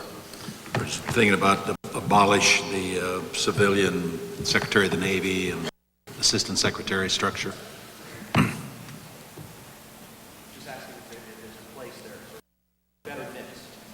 Well, there may well be. I can't argue against that. I don't know that you're going to save all that money. We had 44 presidential level appointments to fill. And from one perspective, the perspective you talk about is a wasted resources. You say you really need 44. Couldn't he do it with 30, 20? Well, possibly. On the other hand, perspective as secretary, those are about the only jobs I could change. And I had 2 million duty people and 1 million reservists and 1 million civilians, and I didn't think 44 was an excessive number that would do what I wanted them to do. So there's a bit of a there. The political requirements too. I mean, the fact of the matter is, you respond to the United States. The Congress has the authority to authorize and appropriate funds for the purposes for which the department's organized. And I got to tell you, there are things the Congress does that drive you nuts when you're secretary. Bases, you know, right now we're clearly in a situation where we still have too many bases. We ought to close bases. We had a base closing commission that worked pretty well during the Bush years. And now that whole process has come to a halt. The secretary no longer has the authority to close bases. He can't get the authority out of the Congress. The Congress doesn't trust the administration. And so we're dead in the water. We're not closing any bases. Congress is wedded to district. They're going to make oftentimes parochial decisions. We ought to contract out a lot more than we do. We got a system of depots around the country that makes no sense at all from the standpoint of efficiency and manpower cost. They're all operating at 40 or 50% of capacity. We ought to shut them down and contract that stuff out, and we'd save millions and millions of dollars. But the political system produces a result that's flawed. You can't get Congress off the dime to go let you deal with issues. And the fix, well, you know, you just keep working at it. You know, this week you try to close this base. Next week you'll try to undertake John's civil service reform. You just have to keep chipping away at it. And as inefficient as it is, it still works amazingly well when you think about it. And certainly produced significant results in the U.S. over the 20th century. Let's get it right. Lots of times we made the operations didn't all go smoothly. We probably did waste a lot of money. But given the players, actors, and the people that are involved in the process, I'm not sure there's any one individual I know is smart enough to let them have the authority to fix it all by themselves. You're always, as long as you do, it's always going to be complicated. I think there's one thing we need to remember, and that is We live within a constitutional structure, which means we're never going to be as efficient as we ought to be, because we have a Congress and an executive. Paul and I serve on a defense board now, and the papers you have to fill out are essentially saying, we know you're a crook. Now, we want to make sure that you cheat, lie, and steal in this job. You know, that's congressman mandated stuff we have to do. The same thing in procurement, the same thing in the structure of the department. The Congress can work its way best for its own interests in defense if defense is centralized. You know, if they can play off one service against the other, one group against the other, that's the way they get power and authority. And you know, it's always going to be that way. And so we have to try to work around it. And I'm saying you're not absolutely right. You are. But I think we ought not to do it fundamentally to save money. Organizational structures, I don't think you're going to save much in the end. What we ought to do it for is to reduce the friction in the system, to be able to get answers faster and better.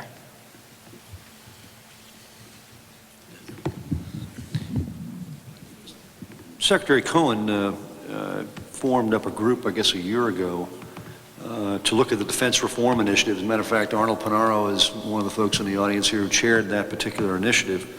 And in my assessment, it, along with many other attempts at management reform, which, as Secretary Cheney suggested, you've got to chip away at a little bit at a time. This particular initiative that was just launched a year ago will have that same effect on a variety of individual kinds of initiatives, but something has got to be done consistently, because in the end, I think General Scowcroft's point is exactly right. There are so many different ways with 535 members who all think they're Secretary of Defense instead of the incumbent of whoever that is at the time. They each have an opinion over the reform and what's a setback. And the definition of those two depends on where you sit and how interested or vested you are in any of those individual moves towards improving the management. Because for one individual who claims it's an improvement, others would argue that it's a terrible detriment. It could be the identical initiative. And so as a consequence, trying to meld that through, you almost have to take that incremental, one at a time kind of approach and be dogged about it in seeing those kinds of changes made. Yes, sir. Wait, Mel, there's one questioner first, then I'll get you next. That's okay. Hi, I'm Kathy Miller. I'm with the Office of the Assistant Secretary of the Army for Financial Management and Comptroller. And I'd like to take the discussion back to the civil service reform. Could you describe for us the types of capabilities that you would envision in a more professionalized civil service? And how do you think the department should drive to obtain those capabilities within the civil service workforce? Sorry. Sure, hobby roast. He only doesn't tell us. Yeah, he only does it. I think we have the beginnings of a good model for what needs to be done in the way we manage our military, our uniformed services. I wouldn't use that as a template, but I would begin there. I think we need more mobility, both lateral and upward mobility. I think we need more professional education. I think we need to make sure that as we provide professional education, then get to rotate in various positions. I think we need to spend some time recognizing that the civilians in the government need to be praised, awarded for what it is they do. They're enormously, all of us who go there and work with these people always come away impressed with how terrific the people are. We don't say enough about that. We don't have enough forums for praising that. We don't generate enough information on that for young people. I think we probably have to do something with organization of various sorts. There are some areas where we need some management initiatives. Some of that was done last year as a result of the Intelligence Committee reforms. And I think more of that has to be done. So there is in my judgment, there is a whole set of things I think we know what to do in general, and we could put them together and create some very significant improvements in the overall quality and attractiveness of the civil service, particularly in the national security community. Just to echo points I think that Secretary White's made here, there is no question that one of the strongest assets in the Defense Department is the caliber, depth of expertise of the civilian career force. It's ironic, this is also the 20th anniversary of the Civil Service Reform Act that was enacted in 1978 as part of an effort, again tracing the legacy here at the Maxwell School, that the former dean of Maxwell School, Alan Scotty Campbell, was primarily instrumental in crafting, putting together, as well as serving in the capacity as the last chairman of the Civil Service Reform Commission, or Civil Service Commission, and moving on then to become the first director of the Office of Personnel Management. What's in motion, though, and I think what the Act provides for, that in my experience have an opportunity to see on the civilian side, is the opportunity to move individuals through a range of different career opportunities and professional experiences who are in the senior end of the organization, the career path. Within the financial management community, there were a range of different career senior executive service folks who were able to and accommodated the movement between and among various portfolios in order to expand the nature of their expertise. But that was a rarity. It was very infrequently used authority. That as a consequence, I became convinced that the authorities that are on the books in the statute now that can be utilized are not held often enough, and are typically attributed to the fact that there must be some other legislative impediment that's out there that we need to overcome. No, typically it is just a failure to utilize the authorities that are already extant. I was very struck as Undersecretary for Policy, the very high quality of the civilians working in the policy part of the Pentagon. Every bit is the outstanding Foreign Service officers who worked for me in the embassy in Jakarta, who worked for me at the State Department. It's one big difference, and it applies to the military as well. The Foreign Service officers every 3 years had a new assignment. It provided variety in their career. It provided an opportunity to move into areas that stretched their abilities, move into areas that fitted their abilities. And a lot of very good people on the civilian side of the Pentagon are in the pretty much the same job without a whole lot of prospect of moving up. And it may be a harder thing to do in the civil service, but I agree with Secretary White. I think it's terribly important for morale and for career development and for continuing to recruit good people. Ambassador Levitsky. Professor Levitsky.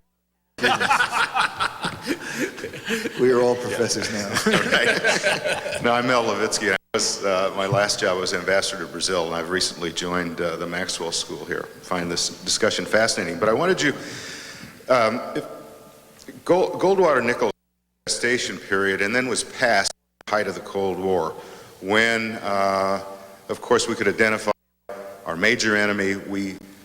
Our foreign policy lines relatively straight. There were a lot of things that were going on, but essentially we knew what the main task was.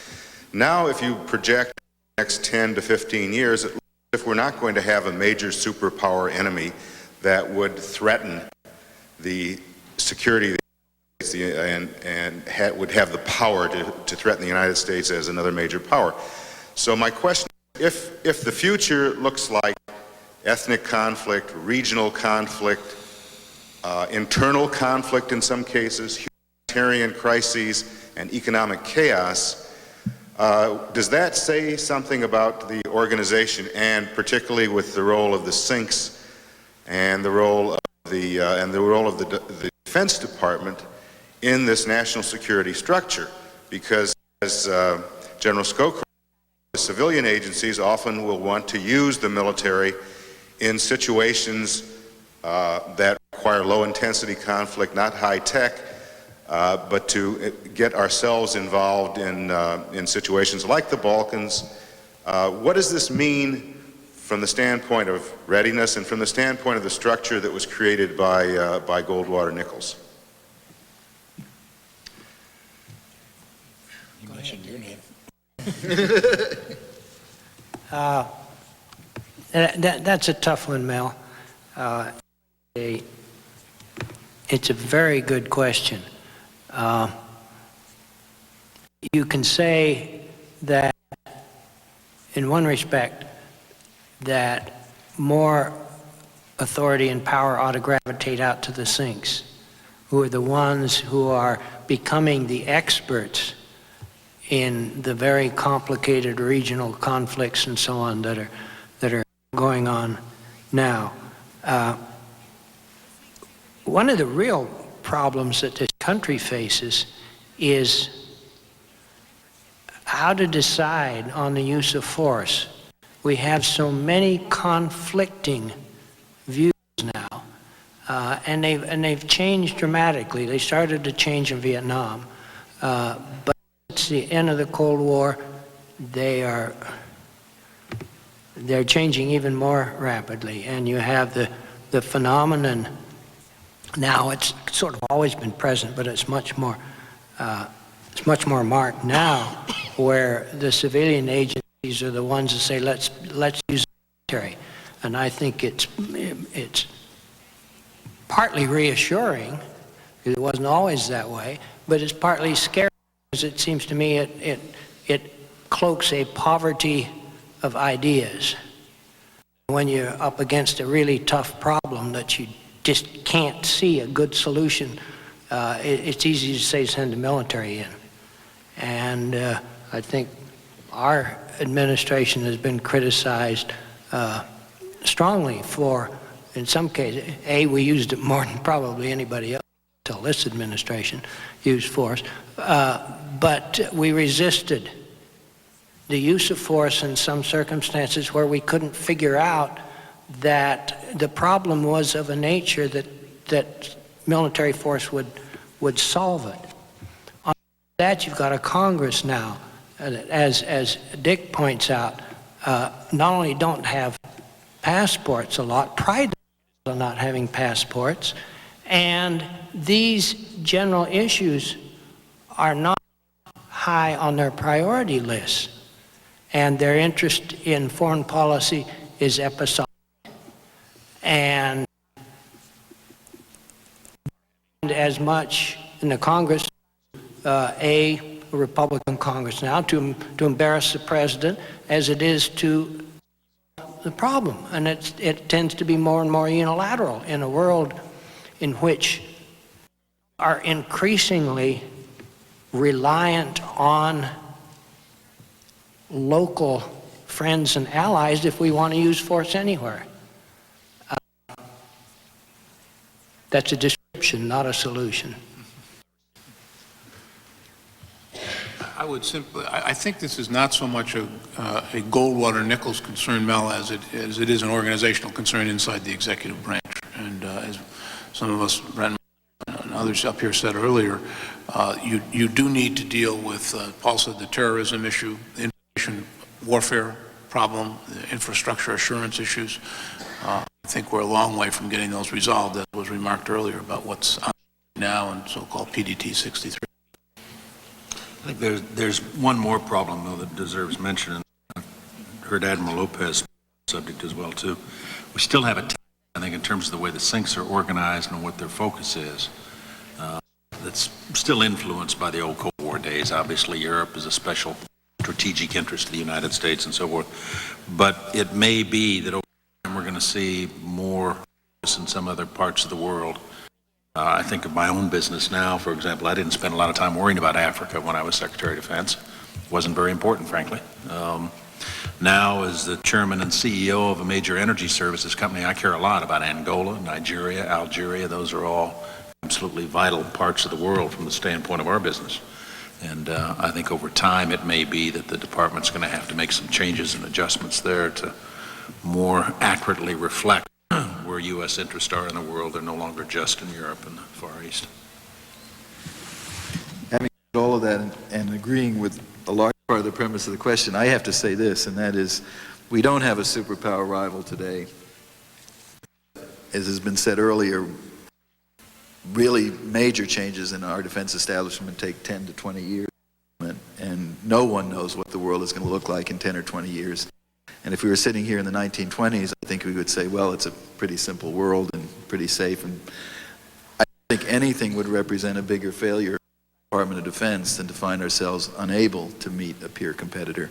So while there are all these other small snakes, as Jim Woolsey likes to say, that have to be taken care of in the shorter term, if we miss a big dragon in the long term, we've really messed it up. So that just makes it an even more complicated picture to deal with. Yes.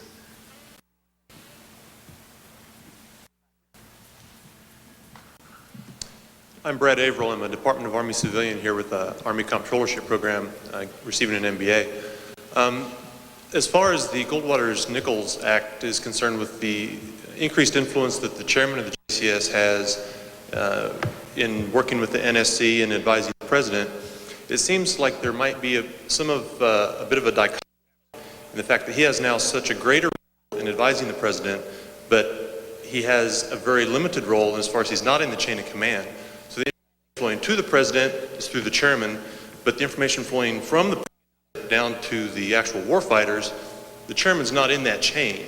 Now, even though as Secretary Cheney, he made him part of that chain, but that was just unofficial. That was their choice to make that a team effort. And I suspect the successors to Secretary Cheney and General Powell also have that teamwork going.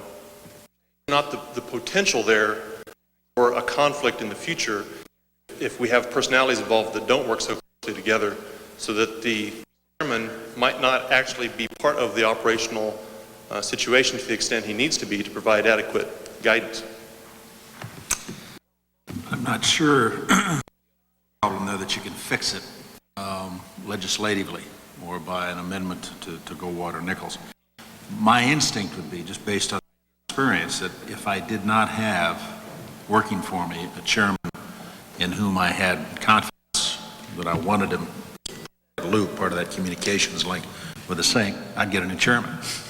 I think that's the fix for it. I don't think Congress mandate that you always go through the chairman. No, I don't spell that out in advance. I that way. I think it worked well that way on my watch. I suppose it's conceivable that somebody else, some other secretary, might come in and conclude they want to do that for one reason or another. And I guess I wouldn't preclude that option. What this act does, it does provide flexibility. And the very valuable thing it does in terms of information up, it solidifies the role of the chairman as the principal military advisor to the secretary and to the president. That's important. That sort of distinguishes him from the other situation we used to have where you got the lowest common denominator advice. And on the way down, in terms of the chain of command from the president, the secretary to the sink, it places clearly a premium upon the sink being the responsible military official that the civilian leadership will hold accountable for whether or not he carries out his mission and achieves his objectives. But it's flexible, and I guess I wouldn't mess with it. My sense of it is that it's a theoretical rather than a practical problem. At least back to our days, there isn't any doubt that in the White House we held Colin Powell responsible. When Schwarzkopf did something we didn't like, we didn't go out to Schwarzkopf. He was out in the field. We went to Colin Powell and said, fix it. So as a practical way, I think he was in the substantive chain of command about as fully as going down as he was in advice coming up. That's just my sense. The other thing that needs to be mentioned here too, and Brent brings it to mind with his comment,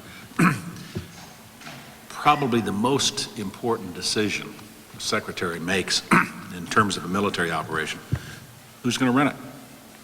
Now you've got the sinks in place, but when the balloon goes up on a big one, I know I spent a lot of time in the early days of Desert Shield when we were deploying force to the Gulf, addressing the question of, do I want Norm Schwarzkopf to command that operation, or should I get somebody else to do it?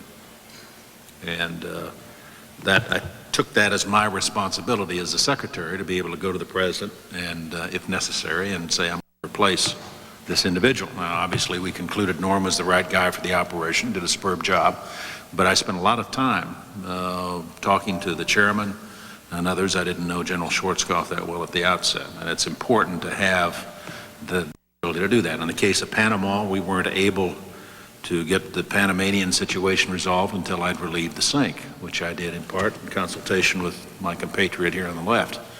And so you start from that fundamental base that if you're going to do a major military operation, the Secretary sort of needs to sit down on day one and figure out who he's going to have command the operation. If a change is required, make that change then. And just as I say, if you got a chairman who's not functioning the way you want him, get yourself a new chairman. But the people you put in place will make it succeed or fail. I might note the presence of the distinguished member of the Defense Appropriations Subcommittee, Congressman from Pennsylvania, Jack Murtha, just walked in. Hello, Jack. So, all those nasty questions about the Congress you've been asking us, save them for lunch. We have time for, I guess, one more question. Yes, sir.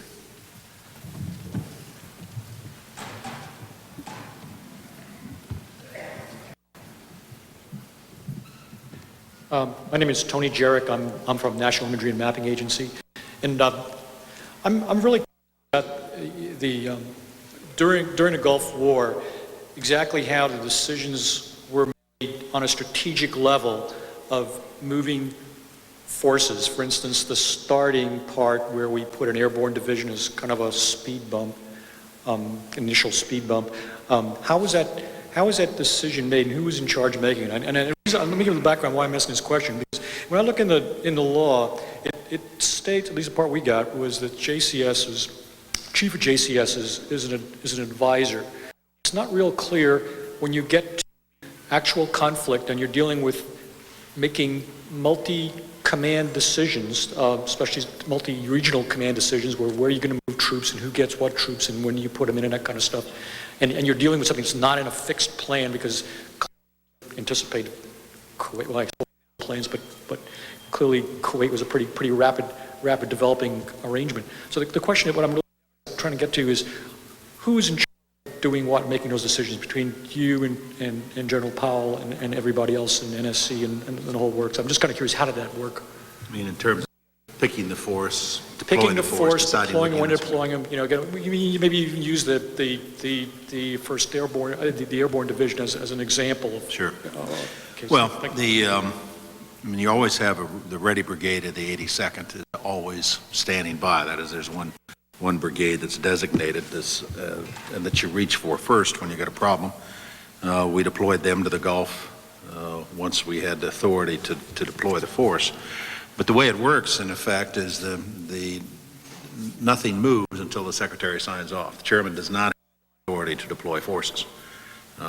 Any unit that's going to be sent any place, whether we're talking about a small handful of advisors going to Brazil or 500,000 troops to the Gulf, every single deployment requires the signature of the Secretary.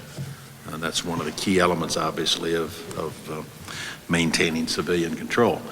How we decided to do it when the Gulf crisis developed, you reach for the plan. You know, there's a plan for every contingency you can imagine. We spend a lot of time planning. The plans are never right. They're always a little bit off.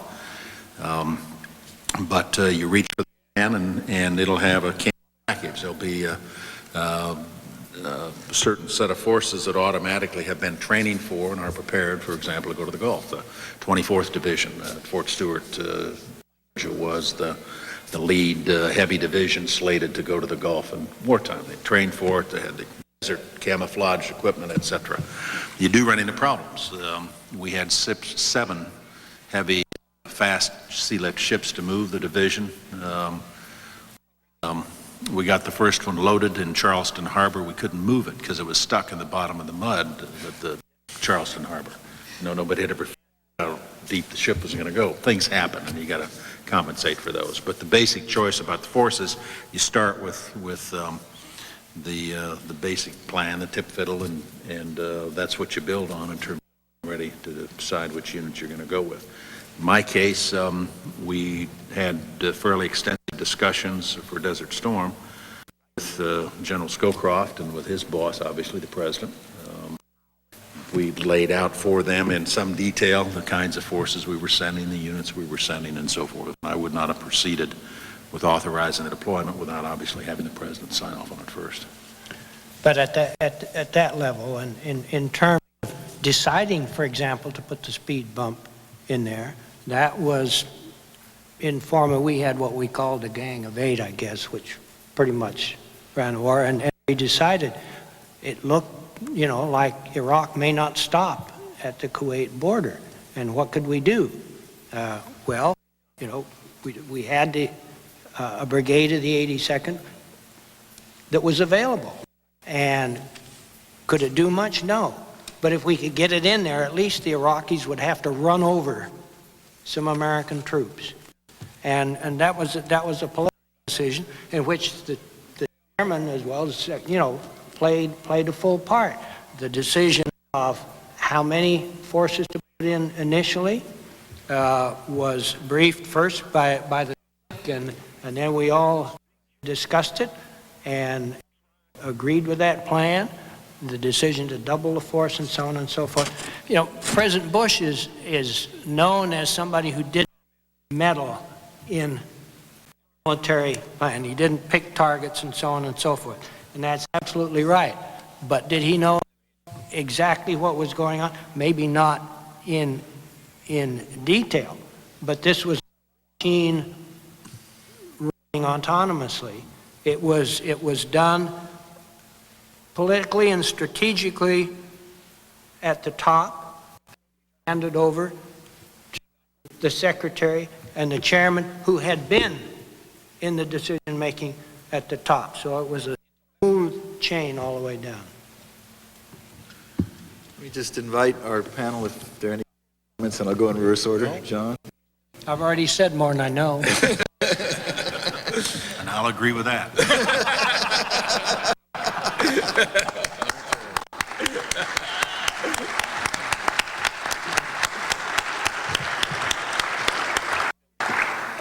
To my co-speaker, John White, it's a pleasure to work with you and have the opportunity to put on a symposium of this magnitude. We're going to be spending another couple of days hereafter sorting through a variety of proposed changes that folks have been unsurfacing or unleashing here in recent days.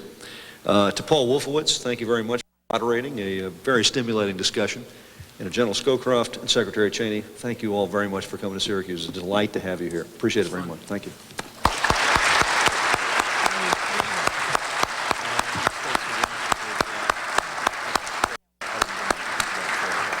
If I could propose that we take about a 10-minute break, then reconvene for lunch. Our speaker at the immediate conclusion of lunch will be the Honorable Jack Murtha, the state of Pennsylvania, who will offer his commentary as well. We're looking forward to hearing that.